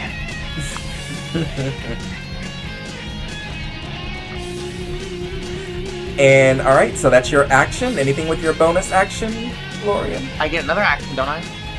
No, just the one. So the way the extra attack works, if you do the attack action, you can make another attack. But a spell uses your whole action. But you still have your bonus actions. And my bonus actions are, You can either do one unarmed strike for free, you can use a point to do flurry of blows for 2 unarmed strikes, and you also have, like, your disengage and dash actions and all that stuff. a point meaning what? Your focus points. Which, assuming... Do what? I want to do that. So it's in your features. Your Monk's Focus is what your, like, your flurry of blows and all that comes from. It's in your features. So I should do flurry of blows then. You could. Under Monk's Focus. You could. I mean, like, that's what I keep on to do, the thing that I wanted to do. Yeah, that's the thing you wanted to do. I was making sure there wasn't, like, a separate, like, because it's a bonus action situation, so I wasn't sure if there was, like, a different... Oh, because no. My Psychic Blades, there's, like, a regular and then there's a bonus. Oh, no, it's the same. Okay. It's the same. I'm gonna flurry of blows Mama G. Rude. Rude. Also... I did target her. What the hell? Oh, you might have to click her again. It might be because you had everyone selected because of the plant growth, so you might need to, like, single her out again. Okay, I did that. Let's try it again. Feature.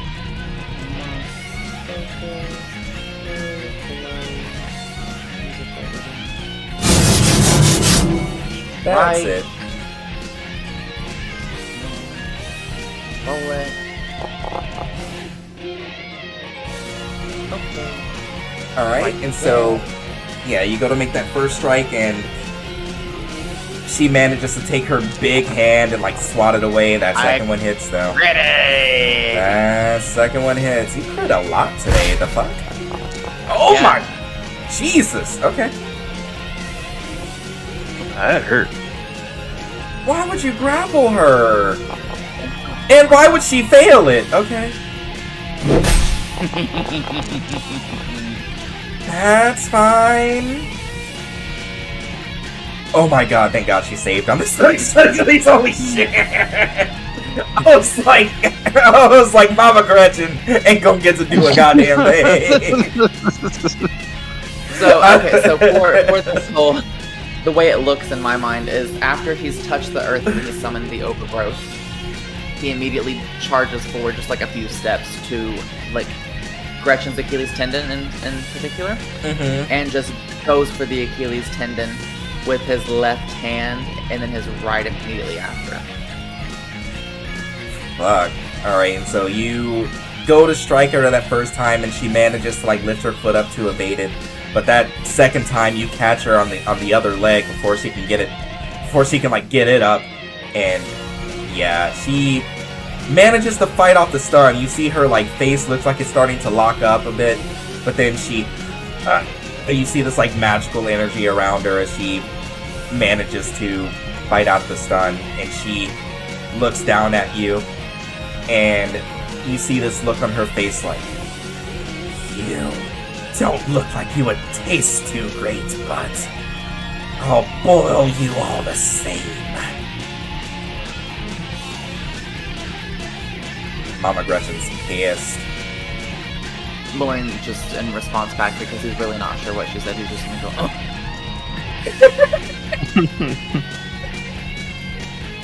And she says, indeed.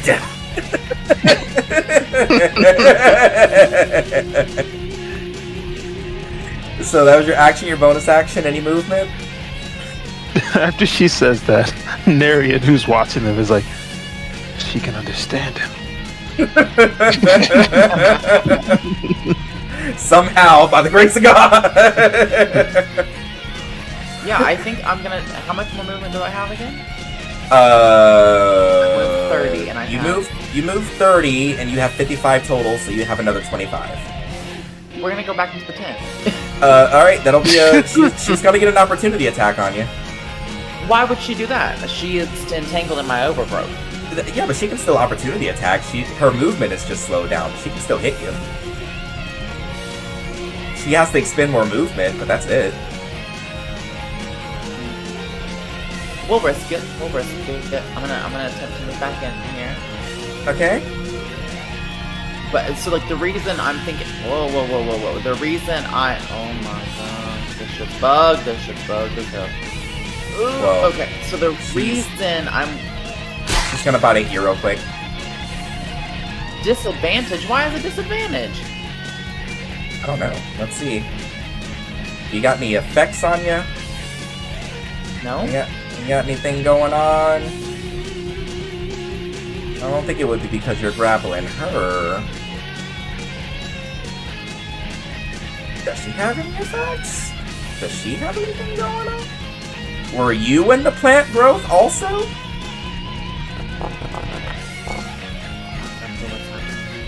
Uh-oh. I don't go here.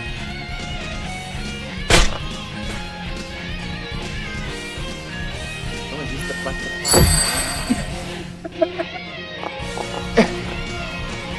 Ooh. Oh, you negated a good bit of that. Okay. Should I still roll? No, you're. I mean, you're out now. What is that? Okay. Oh no, you're good. Okay. So the reason Lorian wanted to move back into the tent was just to like follow up and check on the adults in the room and how it was going along.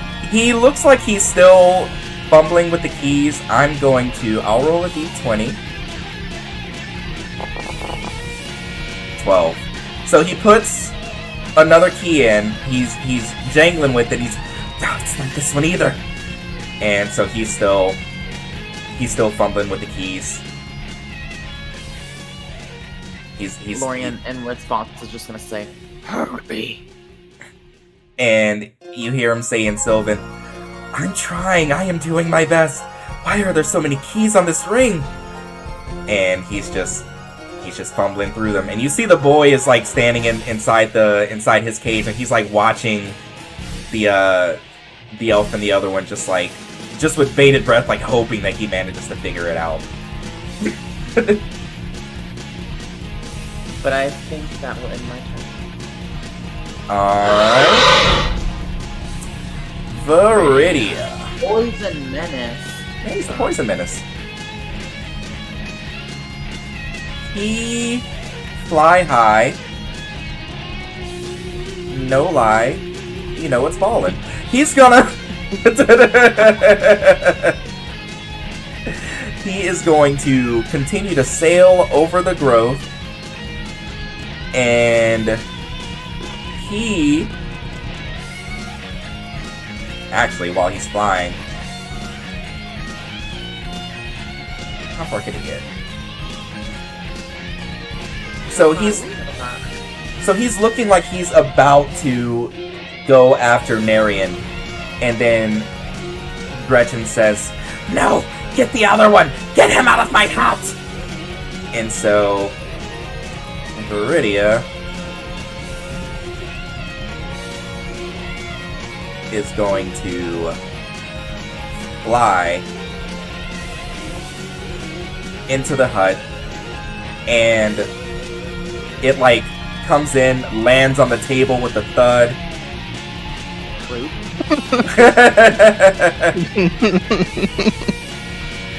turns to face you, and you see the boy. Oh my god, look! Oh my god, that's a dragon! It's so cool! That's a dragon! And it he puts his hands on the bars, and he's like, oh my god, that's so cool! That's so cool! And he's like jumping up and down, and Viridia's like looking at him like, the fuck? And Viridia with the remainder, he's gonna try to position himself, and he is going to unleash his breath weapon, hitting you and making sure to not hit the child because Mother Gretchen wants to eat him. He's lunch. He is lunch.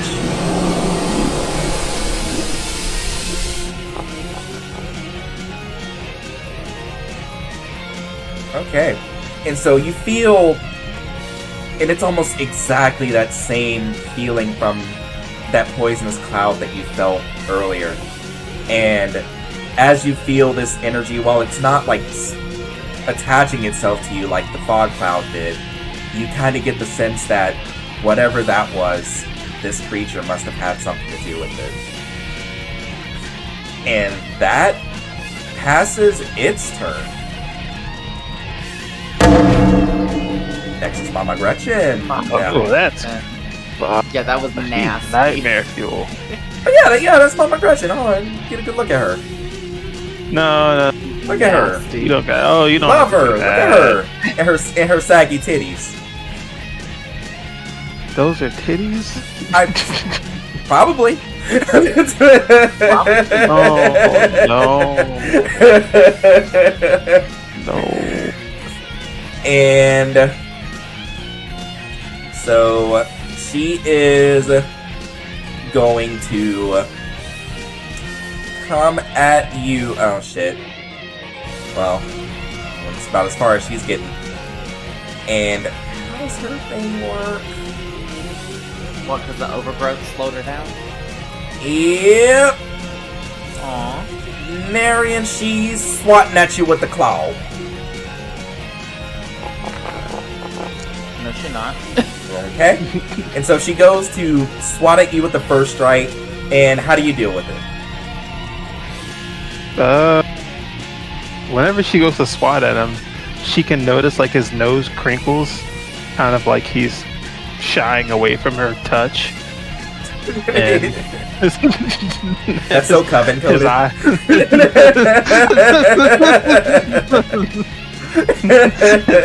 His eyes are still scanning her, and as he's ducking away from her hand, he'll just say, "I'd rather not, miss." I wonder if it's an elf thing. Just like, ew. That was my thinking when I made Kevin act like that. Like, honestly. And so you avoid that first strike. She can do 2 claws and a bite. So she's gonna come at you with a second claw, and you hear her saying, "Don't run, don't run!" And she's coming at you with the second. Damn, you're fucking evasive. All right, how's he doing with this one? So the first one he'll duck, and the second one he'll just take a step back into the side. So she just reaches past him. And you see her like gritting her teeth, and she's and so now she's coming at you with a bite. Ooh.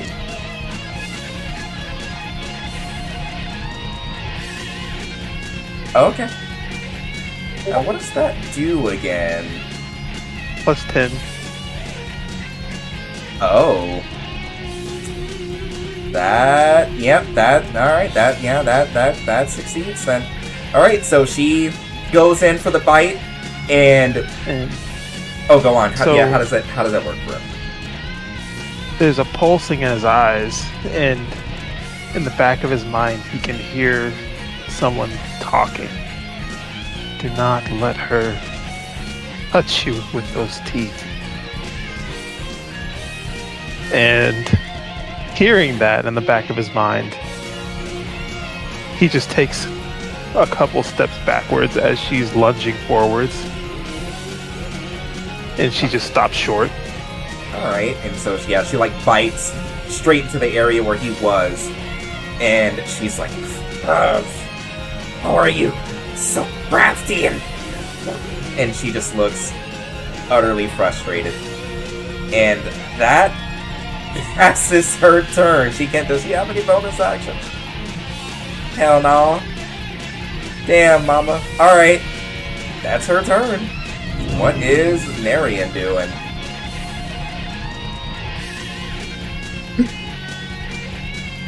And if you're saying anything, I can't hear you. He will explode into darkness. Okay. Okay. Alright, yeah, that's cool. That's, yeah, It'll actually just be like they can hear just this implosion. And then a boom. And nothing but darkness. That's fucked. Okay. And so you completely just veil the area in darkness. And what is it, like a 20? It's a 20-foot? It's a radius? 15-foot. 15? Yeah. Alright, because for some reason that one doesn't work as well. So we're gonna do this. We're gonna grab you. Oh, I'm gonna pause real quick. 'Cause I gotta do some things here to make this happen. Alright, there we go. Alright, you are shrouded in darkness, but you can still see her. Can she see you? Nope. And so, as the darkness just erupts out from you, and you hear her, what is this? Magic. Of course, you're an elf. Damn. And she looks like she's like just swatting at empty air, like she can't see you at all, and you can see her just like swatting helplessly into open air. And something she might be able to hear is just a whirring, like gears turning, like Okay. a clock. Okay. And he'll speak through the darkness. Am I an elf? And that's the end of his turn. Shit. Alright. So, this fucker's gonna have to fly up out of that. So you're gonna hear the wing beats flapping from Ebonia lifting up off the ground, and you hear Gretchen shouting, "Get it! I know you can still see him!" And Ebonia's gonna fly over to you. Dragons have blind sight. Ah. Wait. Blind sight, yes. Yep. So it is going to rend. It's gonna do a strike at you with its tail.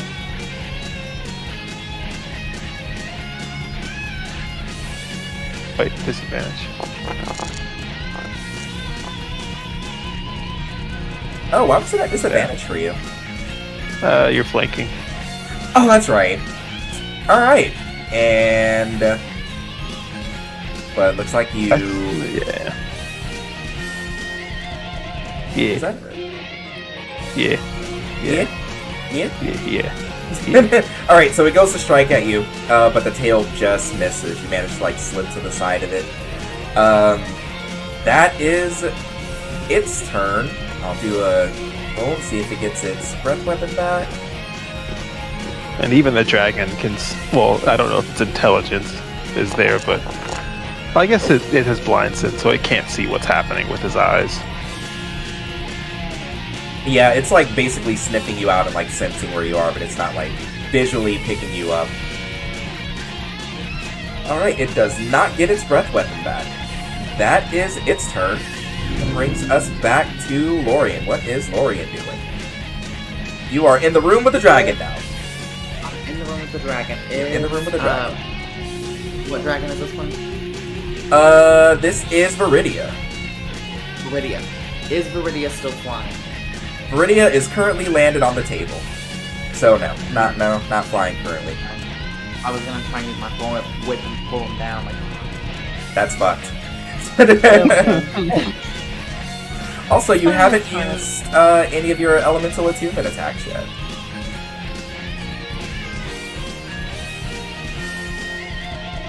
Because those... It's the one that looks like a guy. I need to get rid of that other one.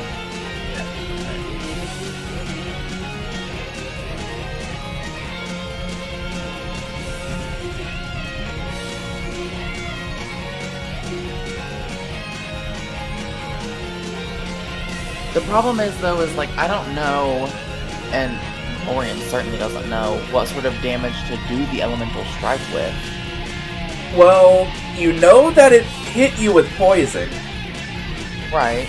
So, probably not that one. But beyond that... Maybe cold. Okay. So, but that's my action, right? The elemental attunement. Well, it's the same as your unarmed strike, so you can do 2 of them, and you can use those for your flurry of blows also. Because I do want to use flurry of blows against Viridia here, but so I can do that still by doing the elemental attunement first. Yeah, so elemental attunement works the exact same way as your unarmed strikes. It's the same damage and everything, it's just you change the damage type, you get an additional 15-foot reach on it, and when you hit, you can force the creature to make a strength save to either push them 10 feet away or pull them 10 feet towards you. Okay. So it does everything an unarmed strike does, and more. And more. And more. Okay, so I want to use Elemental Strike Cold, I think. Okay. Let's try it. Why not? Why not? Why not? That hits. Stunning Strike? Sure. Yeah, you can Stunning Strike with it, everything. It's fucked. Oh, Viridia! Okay, well... that motherfucker got a 2. That is... Okay, that's fine. Alright. Well, he's a Wormling. He doesn't have Legendary. So... Okay, so now I would like to use my Flurry of Blows. Oh, I mean, you still have another attack that you can do with it. You have... Because it's your unarmed strike, so you... Yeah. So you have extra attack with it also. Oh, and now that he's incapacitated, I could use Bludgeoning. You could. Or... Wait, does that do anything extra or no? Not really, nah. It's just, you just have advantage. Yeah, so your elemental attunement strikes, again, they're like the exact same as your unarmed strikes. You just get to pick a damage type. So it mostly works to get around resistances and give you like extra range and extra utility. And when you did the cold, it looks like the cold was as effective as you expected it to be. Well, then let's just do cold again for what it's worth. Advantage! Advantage! Advantage! That hits. Ouch. Alright, and so you blast it with cold, you hear it like screeching, you see bits of its body are starting to frost over, and it looks like it's trying to like move to try and like shake the cold off of it, but it can't. You still have your Flurry of Blows if you'd like to, and again, you can do those with regular unarmed strikes or your elemental attunement strikes. Wait, say it again. I can use the Flurry of Blows. And you can do it with either your regular unarmed strikes or you can do them with your elemental attunement strikes again. But I can't use, so I can do cold again? You could, or any other element if you wanted. Well, cold seems to be working though. Cold seems to be doing something. I mean, it's the only one you've tried, but it worked. if it ain't broke, you gotta fix it. You know what I'm saying? Right. Advantage. That Crit. hits. Oh no, it's not. Oh god, this is fucked. Oh. Okay, and if you flurried, so you got one more, I think. If you're flurrying, are you flurrying or? Yeah. Or just the regular? No, so I will flurry. Okay, well, yeah, you can go ahead. You can go ahead. And so you can do one more. You can either do that one or... Okay, that's fine. Okay. We're doing this one. Attempt to grapple green. Hell yeah, do it.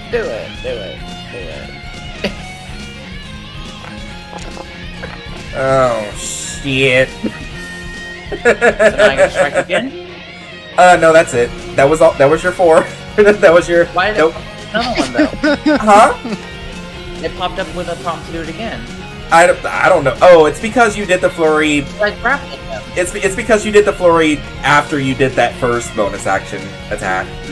You're supposed to flurry first, but yeah, that's your 4. Goddamn. So Viridia is looking not. Viridia's looking like Viridia's on Viridia's last legs. And I have to grapple, right? Or no, he didn't. He fell. You also have it grappled. So you've like, how are you grappling it? It's like man size. Like it's probably about the same height as you. It's just on all fours and on the table. I have it grappled with my hand around its neck. That's fucked up. Okay. Like he's back holding in a the goose. Times when we had to kill the chickens for the cooking, and you swung them around by the neck. That's the vibe we're doing. Yeah, no, that's cool. It's not like this is a mythical creature not seen for thousands of years. Oppa! And you're just okay. So I have some movement. So just for the hell of it, I'm going to move with Viridia grappled. Oh, and you have grapplers, so your speed isn't affected. You can move full speed holding this fucking dragon.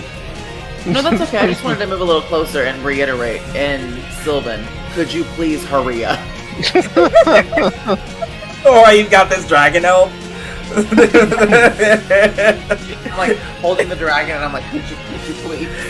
And then you hear him say, "I'm trying." I'm gonna roll a d20. 6. Oh nope. Alright, that's your action, your bonus action, you did some movement. Anything else? No, I'm gonna... Actually, how much movement do I have again? You only move 5 feet, so you've got another 50 that you can move. You know what, just for the flex of it, we're gonna come out and see Mama Gretchen now holding her friend. That's fucked. Alright. Alright. So as Lorian is like frustrated because this man can't figure out a fucking key, knowing full well he couldn't either. He's going to come out with Viridia grappled, and he's going to sort of look for Mama Gretchen to see if he can find her. And you step out, and all you see is just this massive field of darkness that wasn't there before. You see bits of your plant growth like sprouting out from it, but other than that, you can't see anything that's happening in there. Although you are able to hear the sounds of what sounds like a struggle, and you're able to hear the sounds of a second creature inside the... Well, I think he saw Ebonia, right? You're able to hear Ebonia inside that field of darkness. Okay, so when Lorian... And... No, go ahead. And gears turning. Gears. And you hear gears turning. Well, when Lorian steps out and he realizes he can't see Mama Gretchen like he was hoping to like sort of annoy her with Viridia, and he hears the gears, he's hoping to sort of cause some sort of like distraction or faltering in Mama Gretchen's steps, and so he will as loud as he can to try to get Mama's attention. He's just gonna go, "Mama." And you hear her shouting, "What the? Who the hell is that? Was that human? That strange human?" It is Viridia's turn. Viridia uses his turn to screech and struggle, and then pass.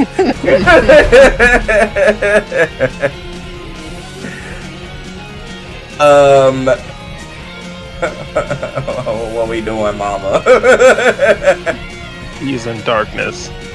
Mama, Where is she going? Mama Gretchen, you're gonna see her turn. She's gonna try and get the hell out of there. So if you want an opportunity attack, you can take it. Sure does.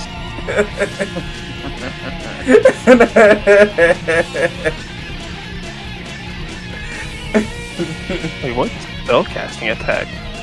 I don't get that, do I? No, Yeah. you can. Yeah, you can only do just a regular attack. You need Warcaster to do a spell casting attack.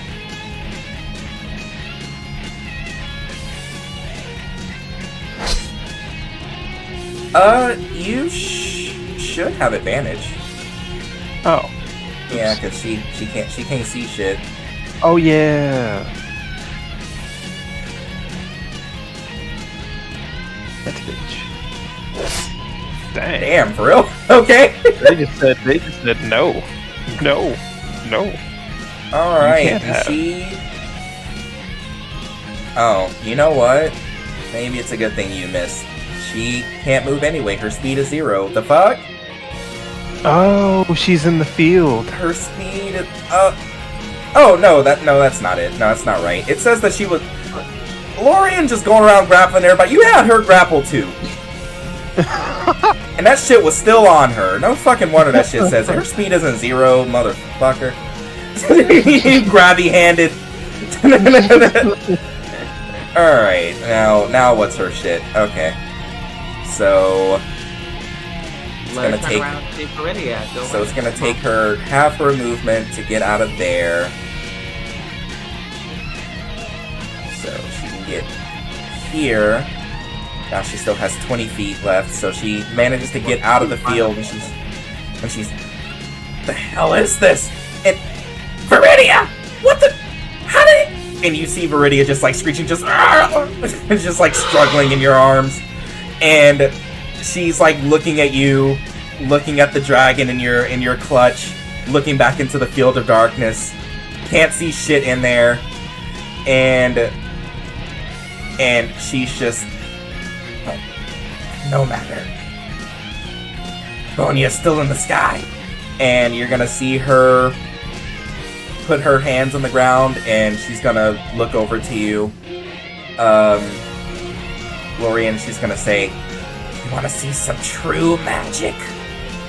And she is going to cast Spike Growth in the field of darkness. Big growth. Spike Growth.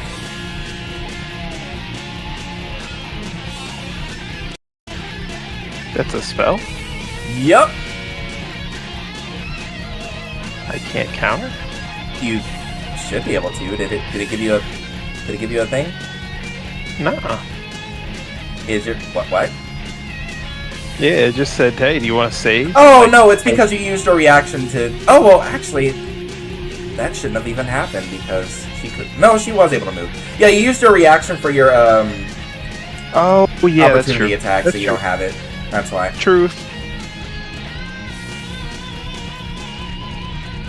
All right, and so you failed the strength save. So now what happens to you? What does it do? What does it do to you?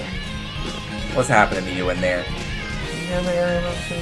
You are restrained. The whole time. Huh. we're just hearing Actually, calls. that's wrong. Oh, I fucked up and did entangle. Meant to do spike growth. It's fine. I'll stick with entangle. Sure. You are restrained. Huh.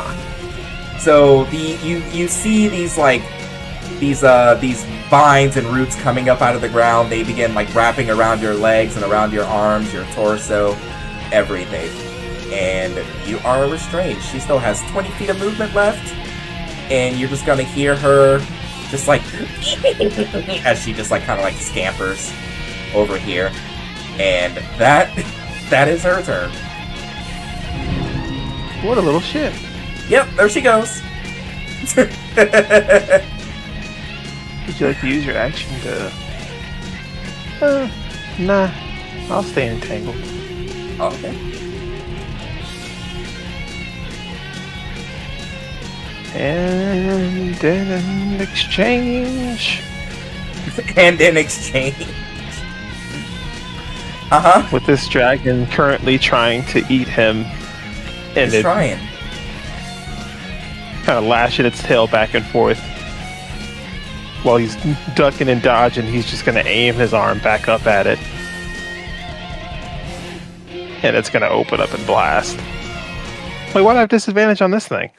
I think it's because of your restraint. Let's see. Yep, attack rolls against you have advantage and your attack rolls have disadvantage. And it has blind sight, so it's not affected by the darkness. Very true. Still hit, though. And I don't think it's adding my charisma mod. But he missed. It is. You're getting a... Oh, it is? Yeah, you're getting I saw it. Dang! Well, oh, okay. It does. I was thinking it added it to damage for some reason, not the roll. I don't know why. I mean, it does to both. It adds to your... Well, wait, did you take Agonizing Blast? No, I think I just have the one for attack roll. Oh. I think. Let me look. Feature. Let's see. Traits. Agonizing Blast. Yeah, so you have it. Okay, so I will add, what is it, a +4? So we'll do another -4 to that. Okay. I think I need to manually add it to... I think it's supposed to be an enchantment on your spell or some shit. Yeah. So then what we do is we take your Eldritch Blast, we put it here. There we go. Now it's got it. Yay. Okay. Alright, so you fire the first one and it manages to hit. The other two, because of like the roots, the way they're holding you, it's hard to like keep your arm up. The dragon, still being able to see you, is managing to like sway in the air to keep you from getting a clean shot on it. And that is your action. You got any bonus actions you want to use, or? Beating, but I don't think so. I think bonus action, jump. Okay, I mean, yeah, you can cast it Because on he's yourself. restrained, but Yeah, yeah. but you can cast it on yourself. All right. Oh, wait, let me go use it. Trying to think. Yeah. Oh wait, was that? Crap. It should be in your items one because it's Crap. part of your. Yes. Yeah. All right. And so you got that pass on yourself. So that is your action, your bonus action. You have no movement. No movement. I are restrained. Ooh, he got his breath weapon back. Okay.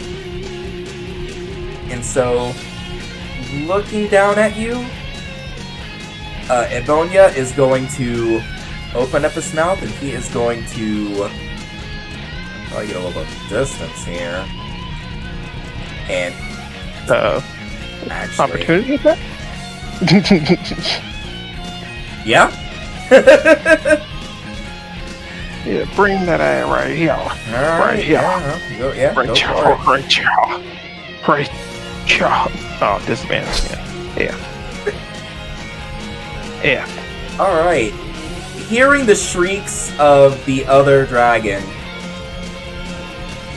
he's actually going to rush over here to Lorien. And Lorien, he is going to open up his mouth and spray you with acid. Like, so much acid. Like a crazy amount of acid as soon as I can get this shit. Have you considered no?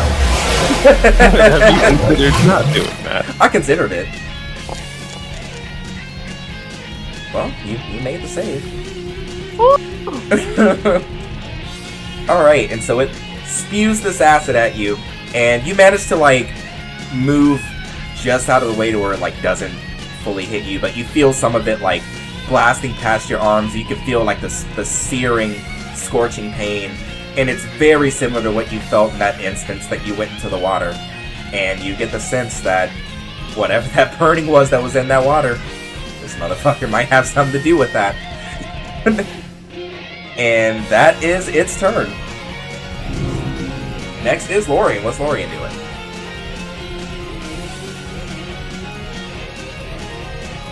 Is he flying still? He is 5 feet in the air. So yeah. You know what? Can I let go of this grapple? Sure. Yeah, it doesn't take an action or anything to let go of the grapple. You can just release it, yeah. Perfect. I don't know how, but okay, cool. That's okay, I got you. Thank you, thank you. Yeah, I'm going to use Thorn Whip, and I'm going to cast it at... Well, it's a cantrip, so you can. Oh, I thought you were talking about the level. Yeah, what you doing? Oh, no, I was just gonna try to cast Thorn Whip at Big Boy here, and then it misses. There is so much blood in this hut. So you you bring the whip out, lashing out at this dragon, and it manages to like just slip to the side of it, still hovering in the air, and it's looking down at you with its gleaming green eyes, and the other one next to you is still squirming.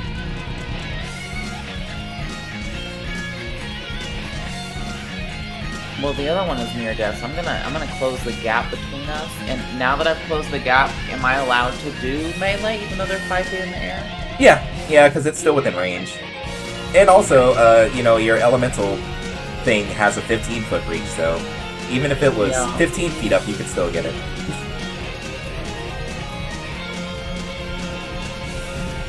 We're gonna do Elemental Strike Cold because we know that Cold has been working. Alright, this uses your bonus action because you did an action for the Thorn Whip. So are you doing a... Oh, go on. I was gonna say, historically speaking, the Cold has been working. The Cold has been... I mean, this is a different dragon, though. Well, what were you gonna say? I was gonna say, this uses your bonus action. Were you doing it as a regular, just one hit bonus action, or a flurry of blows? Flurry of blows. Okay. How many key points do you got? Focus points you got left? Because you gotta keep them. You have 2 more focus points left, so you can flurry of blows 2 more times. Like it's a one shot. You're right. So I do the elemental attunement with the cold damage, and that's the flurry of blows. So you're gonna do you're gonna click flurry of blows first, and then when it brings up the pop-up menu, you can just for unarmed strike, you can just close that. And then you can do your elemental attunement strikes 2 times. So close this. Right? Yep. Close that and then go into elemental.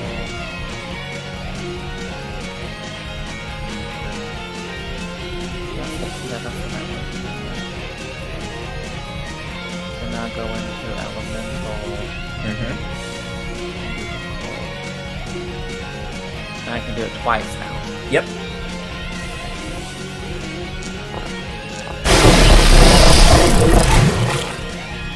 That hits, and with the oh no!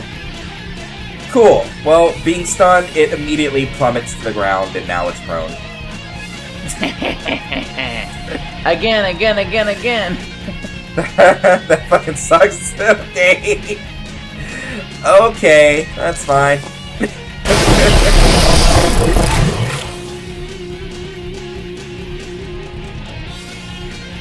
Alright, and so you blast it with that first one, you see its body and its wings like freezing over, and it immediately drops to the ground, and while it's on the ground, you fire another blast at it while it's looking up at you and screeching. And now it's just floundering, stunned on the ground. Movement. And it's prone, so if I were to move, he doesn't get to proc an opportunity. Do what? Viridia he can't proc opportunity if I move right, because he's prone. Yeah, wait. Yes. And then Viridia... well, because it's stunned, so... So yeah, it can't. Now, Viridia can opportunity attack, but Ebonia can't.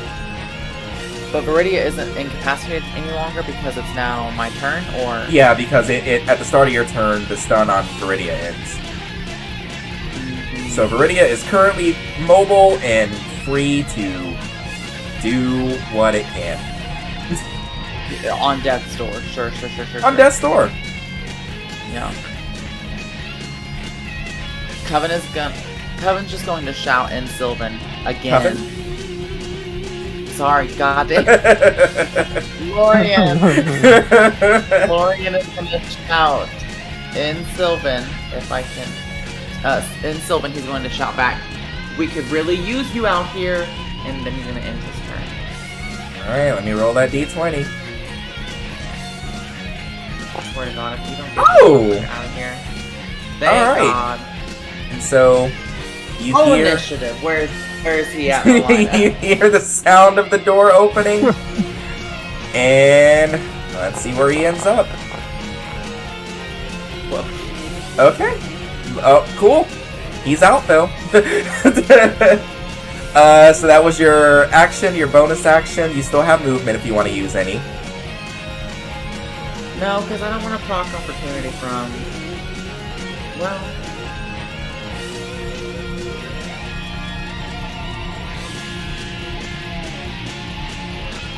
Yeah, I do want to move because I don't want to get flanked. Okay, well, I would rather proc the opportunity. So then he's gonna bite. He's gonna bite at you real quick. Sure, go for it. He's gonna bite you. Yeah. He's gonna land it, and that's fine. That's fine.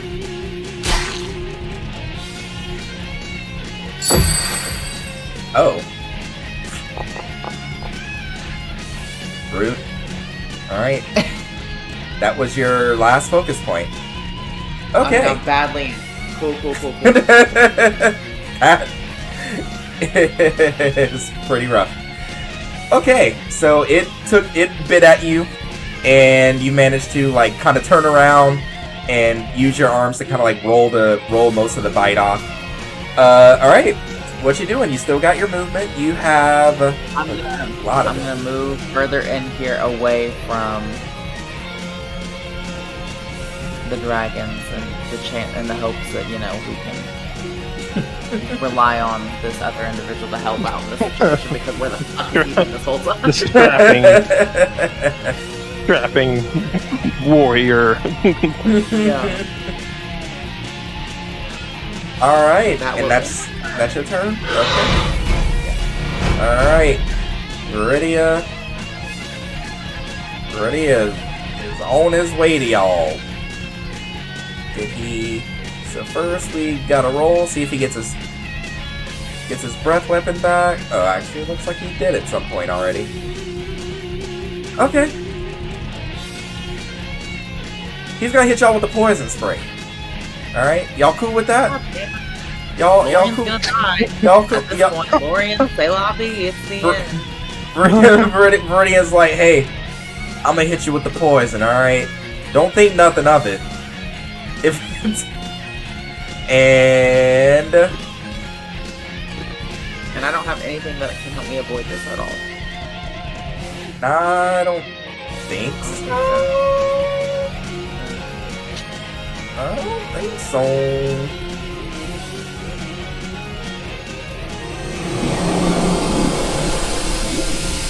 Gotta make a con save.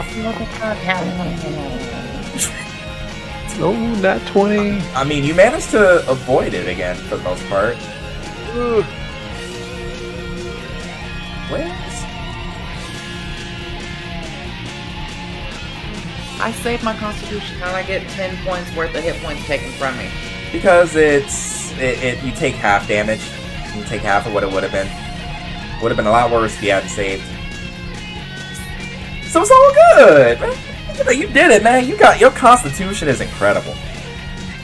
And also, that's all he can do this turn. Thank God.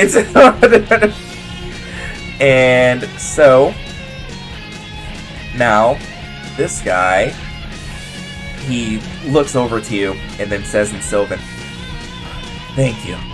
My name is Tavrion, and I'm here to help. And he is going to...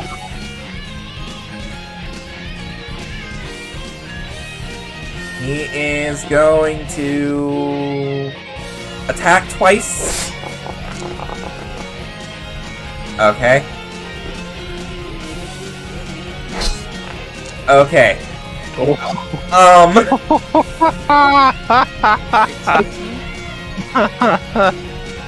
So he rushes in with his sword and Does not shit. it does not shit. He goes for the first swing.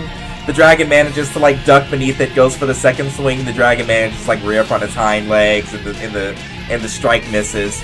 And you hear Tavrion, oh shit, and he like looks over to you and he's like, and then he says in Sylvan, it's been a while since I've seen combat, but It's been a while since you've seen combat. It's kind of his turn.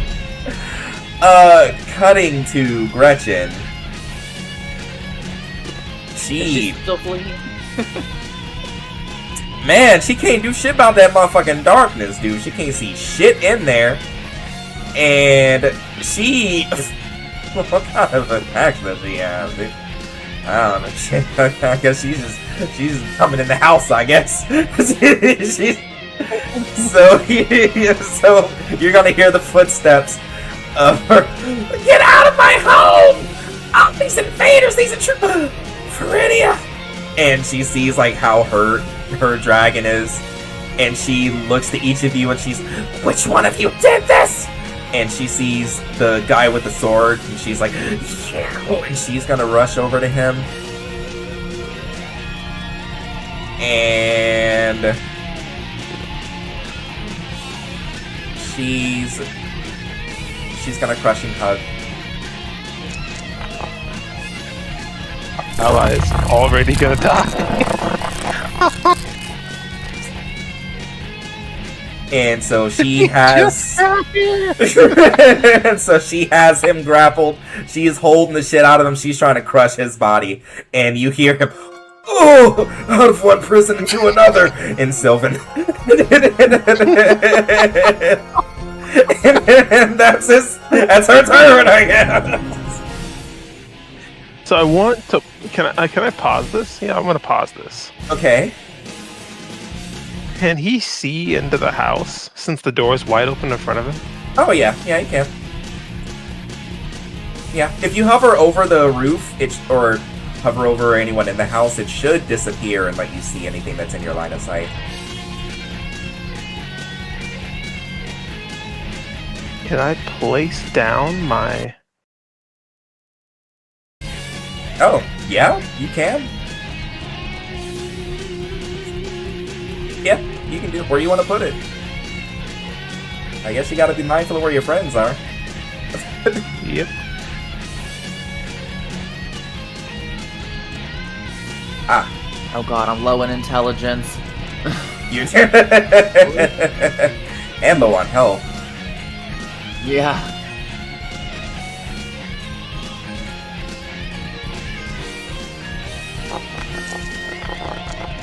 Oh! Oh! Oh!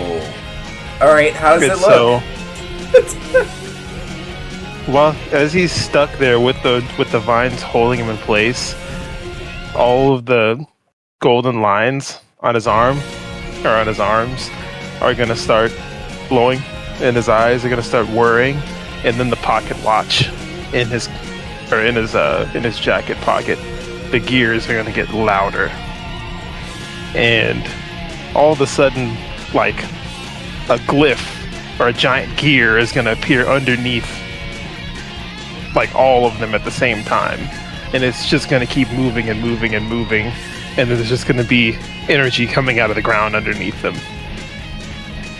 Alright, and this burst of energy. Oh, go on. And while that's happening, they're all going to hear the gear, or the gears, but it's mainly the hag and the dragons that the gears or them hearing the gears is hurting them. Okay. And Lorian, from where you are, you see this thing appear beneath them, and in this burst of energy with this whirring circuit, you hear Viridia, Ebonia, and the hag all scream.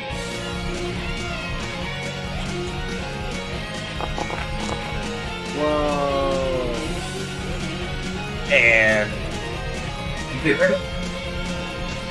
And at the end of all of this, the dragon, you see blood pooling from its eyes and mouth and nose. It falls to the ground. Both dragons just fall to the ground.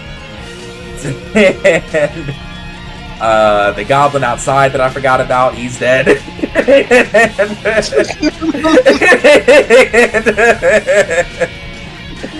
And you see the hag is just looking worse for wear now when you see her looking down. Yeah, no. Says, and she is looking rough. Oh my god, that was brutal. Okay, yeah. And that brings us to Lorian's turn. What's Lorian doing? Turn order's really been freed up now.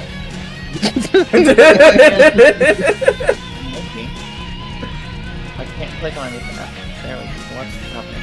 Oh, are you trying to click on yourself? You should be able to just click on yourself. That's down to where it says that. You're this one. There we go. Yeah, no, it wasn't letting me click on magic, and I was like, what the fuck is happening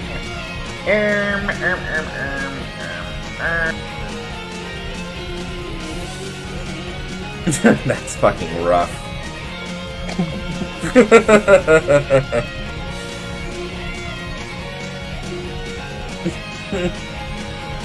They all failed that shit. That is a pity and a shame. That's my boss!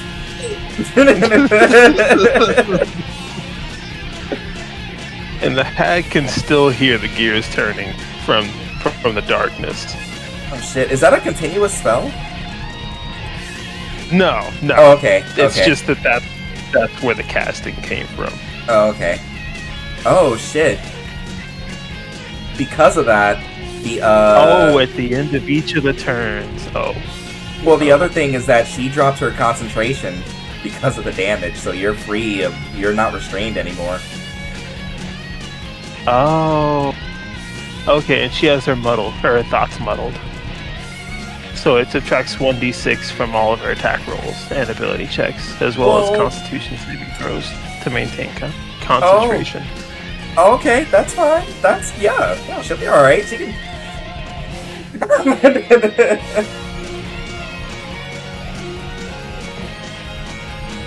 Ooh.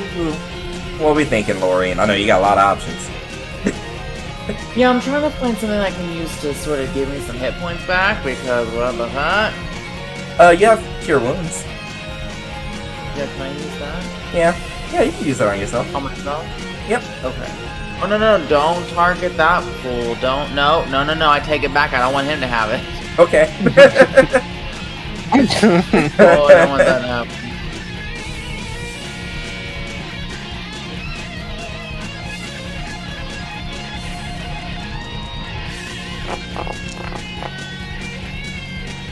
Okay. So you like concentrate your energy and like place your hands on your own chest and bringing like the energy of nature into yourself, your wounds begin to heal up faster than they normally should. That is your action. You still have your bonus action. You don't have Flurry of Blows anymore, but you can still do one unarmed attack as a bonus action, which can also still be your Elemental Attunement Strike. You can just only do one as a bonus action instead of two. Okay. Feed Elemental Attunement. I mean, let's try bludgeoning on Mama here. Why not? Why What do not? I have to lose? What do I have to lose? Nothing, just your life. Just my life. Just your life. Use deflect attack. Did you? Oh, you have yourself. Do you have yourself targeted? Because of your cure wounds? No, it looks Oh. like it's just her. Oh, it did it. You targeted yourself. Go ahead and do it again. Okay. It's just targeting her. Feature, elemental attunement, bludgeoning. Olet.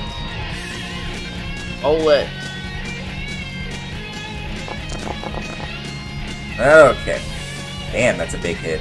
Alright, and so you like bring a fist up to her, and as you do, bits of like the wood and everything that's in the hut begin to like peel away and kind of like coalesce around your fist, forming like this hardened wooden gauntlet, and you just like strike her straight in the jaw. And you see her like face like turn to the side. She's and, like her jaw is like limp. Alright, that was your action, your bonus action. You still have movement if you wanted to move at all. No, because she's gonna proc opportunity. Well, so the thing with her is that since she has dude grappled, she's not able to attack anyone but him until she lets him go. And she can't do that until her own turn comes. Well then, let's go on and get the hell out of the way. Damn, that's crazy. You gonna leave him? He's not, but I can't do anything for him. It is what it is, you know? It is what it is. Get some distance in the roll. And I say in Sylvan to him, so it doesn't appear that I'm just abandoning him. In Sylvan, I'll say, I need to go and check on my friend. And then leave the tent. Okay. So he is going to, you're going to hear him say back, I understand! And he is going to attempt. Okay, he managed to hit her once. That's cool, that's cool. Oh my god. And he is going to, with his bonus action,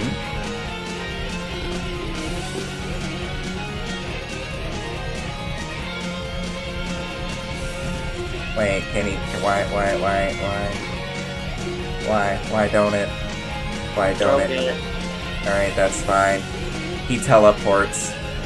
She lets him go and he teleports. He teleports. Once I fix this, he teleports. She lets him go and he teleports. Okay. Dude, I released it.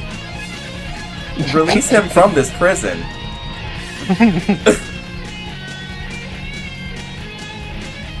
Use your phase step. Okay.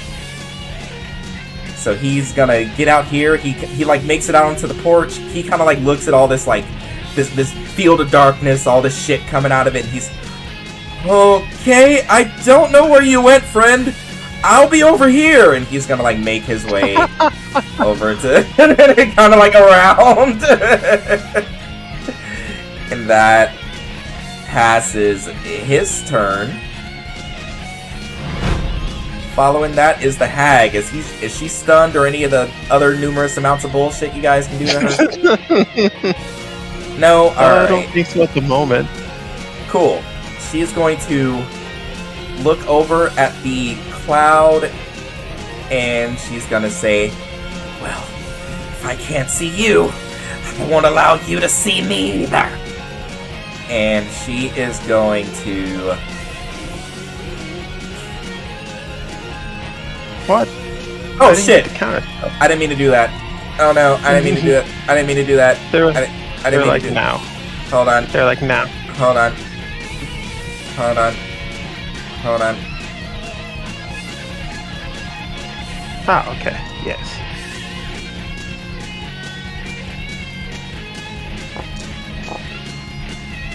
Oof. And Okay. when she tries to do it, she can hear from the darkness those same gears whirring louder. Alright, and so she... Alright. She failed the fuck out of that. And so she attempts to, like, push out this cloud of fog over the area, but just as quickly as she manages to, or tries to, she hears this whirring in her head again. She like stops to like hold her ears, and she's and just as her magic is about to hit its apex, you like power up that whirring energy even more, and her energy and concentration completely dissipates. That is her turn, unfortunately. And then we get to Narian. What is Narian doing? How did he drop concentration? So if you hover over your icon on the left-hand side, and you should see like the icon of like the human head with the circle thing in it. If you right-click on that, it'll drop your concentration. Huh. Yeah. Alright. And he will jump out of this area. Oh yeah, that's right. You can do that. You can fucking jump. That's right. Forgot about that. Where are you jumping to?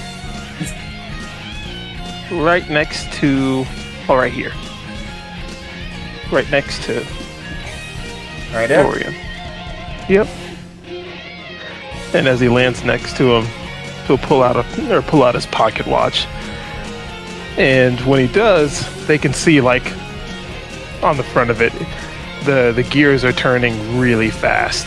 Like in the face of it, the hands are turning really fast. He looks down and looks back to her. I guess it's time that we end this. And he's going to aim his arm at her. And it's going to turn back into that cannon that they saw before. And he is going to blast her. Okay. This time, instead of golden lights, it will be black, like a black. What you call it? Like a black ichor kind of energy, or? Yeah.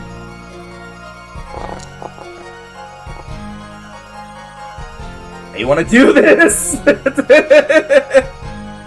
So I feel like 43 points of damage could have closed this fight real quick.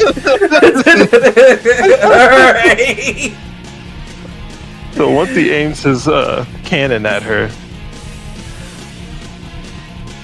they can see kind of like the energies from this area, like even the lights and even parts of the mist kind of just get sucked into the cannon, and then all of a sudden it's just one beam goes straight forward, straight through her center mass. All right. Cuts through her, cuts through the house, cuts through the back of the house, just leaves one hole through all of it. Okay, and and with that you hear her just shouting and just screaming, "This is you!" As she just screams, and then when the beam and the energy begins to settle, she looks down at this massive hole in her body, looks forward at the two of you, says, "I will forget," and falls forward, and that And Narian will look over to Lorian and he'll just say, "Huh?" And Lorian will just go.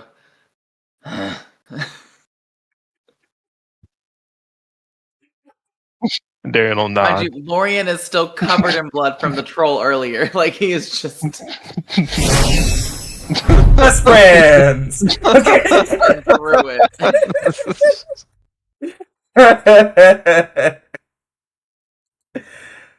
Okay, so you step inside and you see him there behind the cage, and he's, "Nair, you made it! You found me!"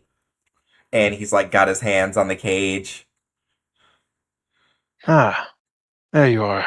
young master. And he says, "Do you see? There's a dragon, and well, was a dragon, but well." And he like runs up and like pulls you into a hug, and he's like, "Oh, I'm so glad you found me. I don't even know how I ended up out here. I don't even know where here is." And then he like looks past you, and he's like, "And who's that wild man over there?" Ah, this is Lorian. He's a friend.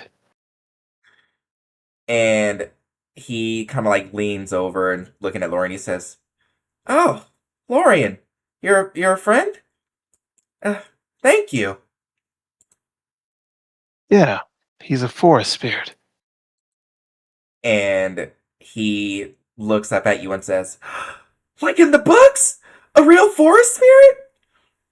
Exactly like the books. I was surprised too. And I always thought those were fiction. he says, "Nah, I always knew they were real. Just had to find one. And look, there's one right there. Oh, this is amazing. This was a good day." Good day. He looks back at the hag and the dragon. Indeed. And if there are any last words.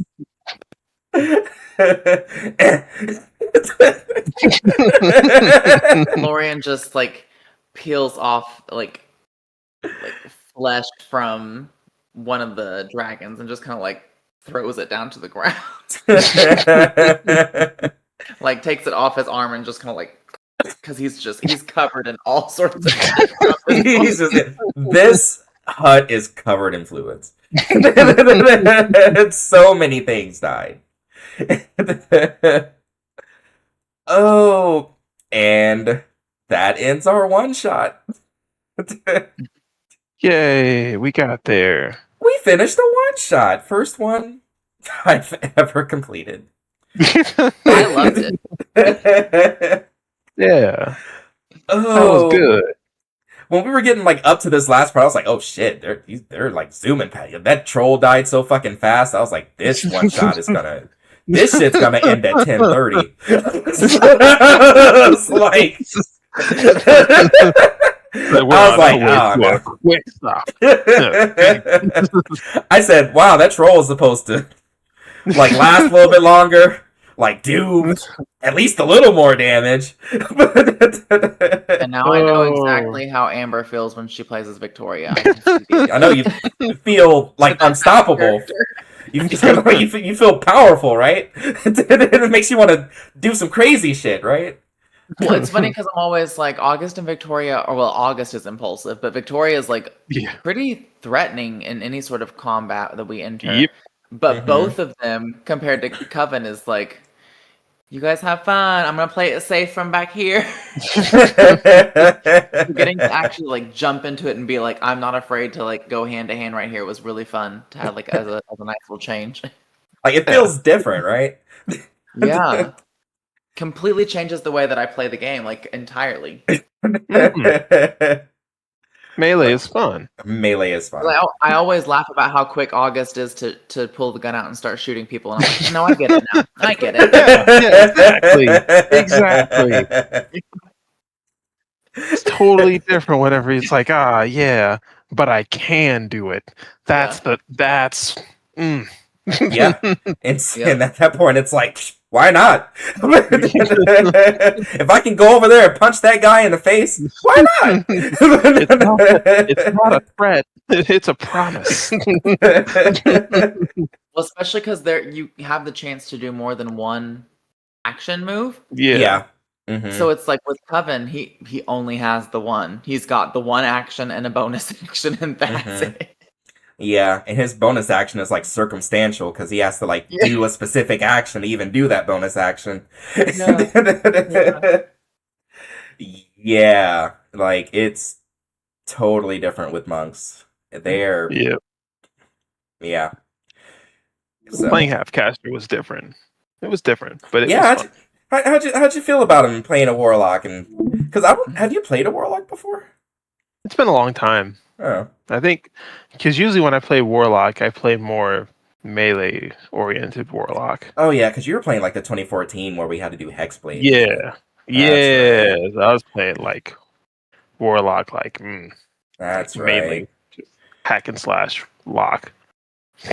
I was really wondering how these two are gonna work together. I was like, they are so different. I loved it. Like the fact that he's so like robotic in his conversation and so formal because I'm assuming because of his programming, and then partner that with Lorian, who like can't speak the common tongue well at all, He's just Yeah. but it's like completely fluent in Sylvan and Druidic. Like he fine, no problem. yeah, like he doesn't sound like an idiot when he speaks Druidic. When he can just speak his natural language. Oh, and for freaking Narian to turn to him at the end and go, huh.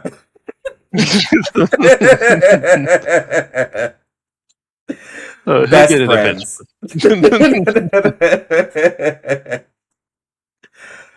Oh God, that was good. That was a fun dynamic.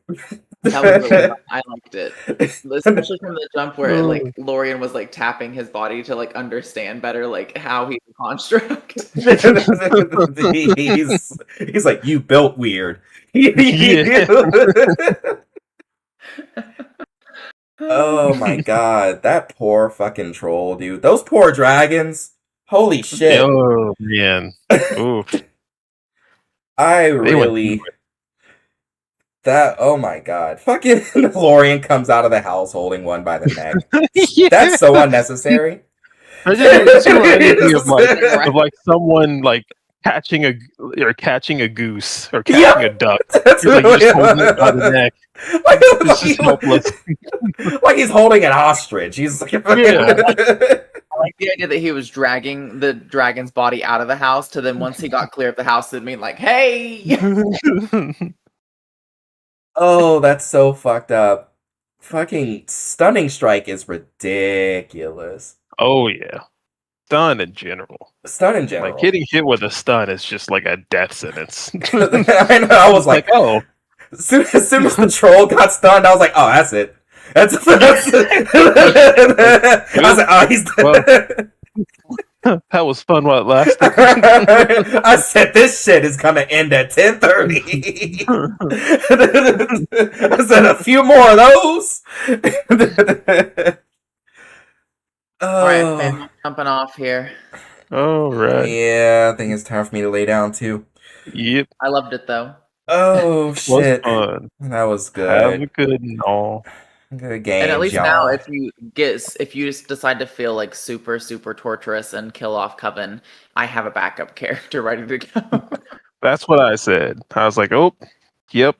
Dude, I wonder how Lorian and Victoria would interact, because they're both kind of animalistic in different ways. Yeah. That would be so weird. She would be so annoyed with him, I think. I low-key kind of want to see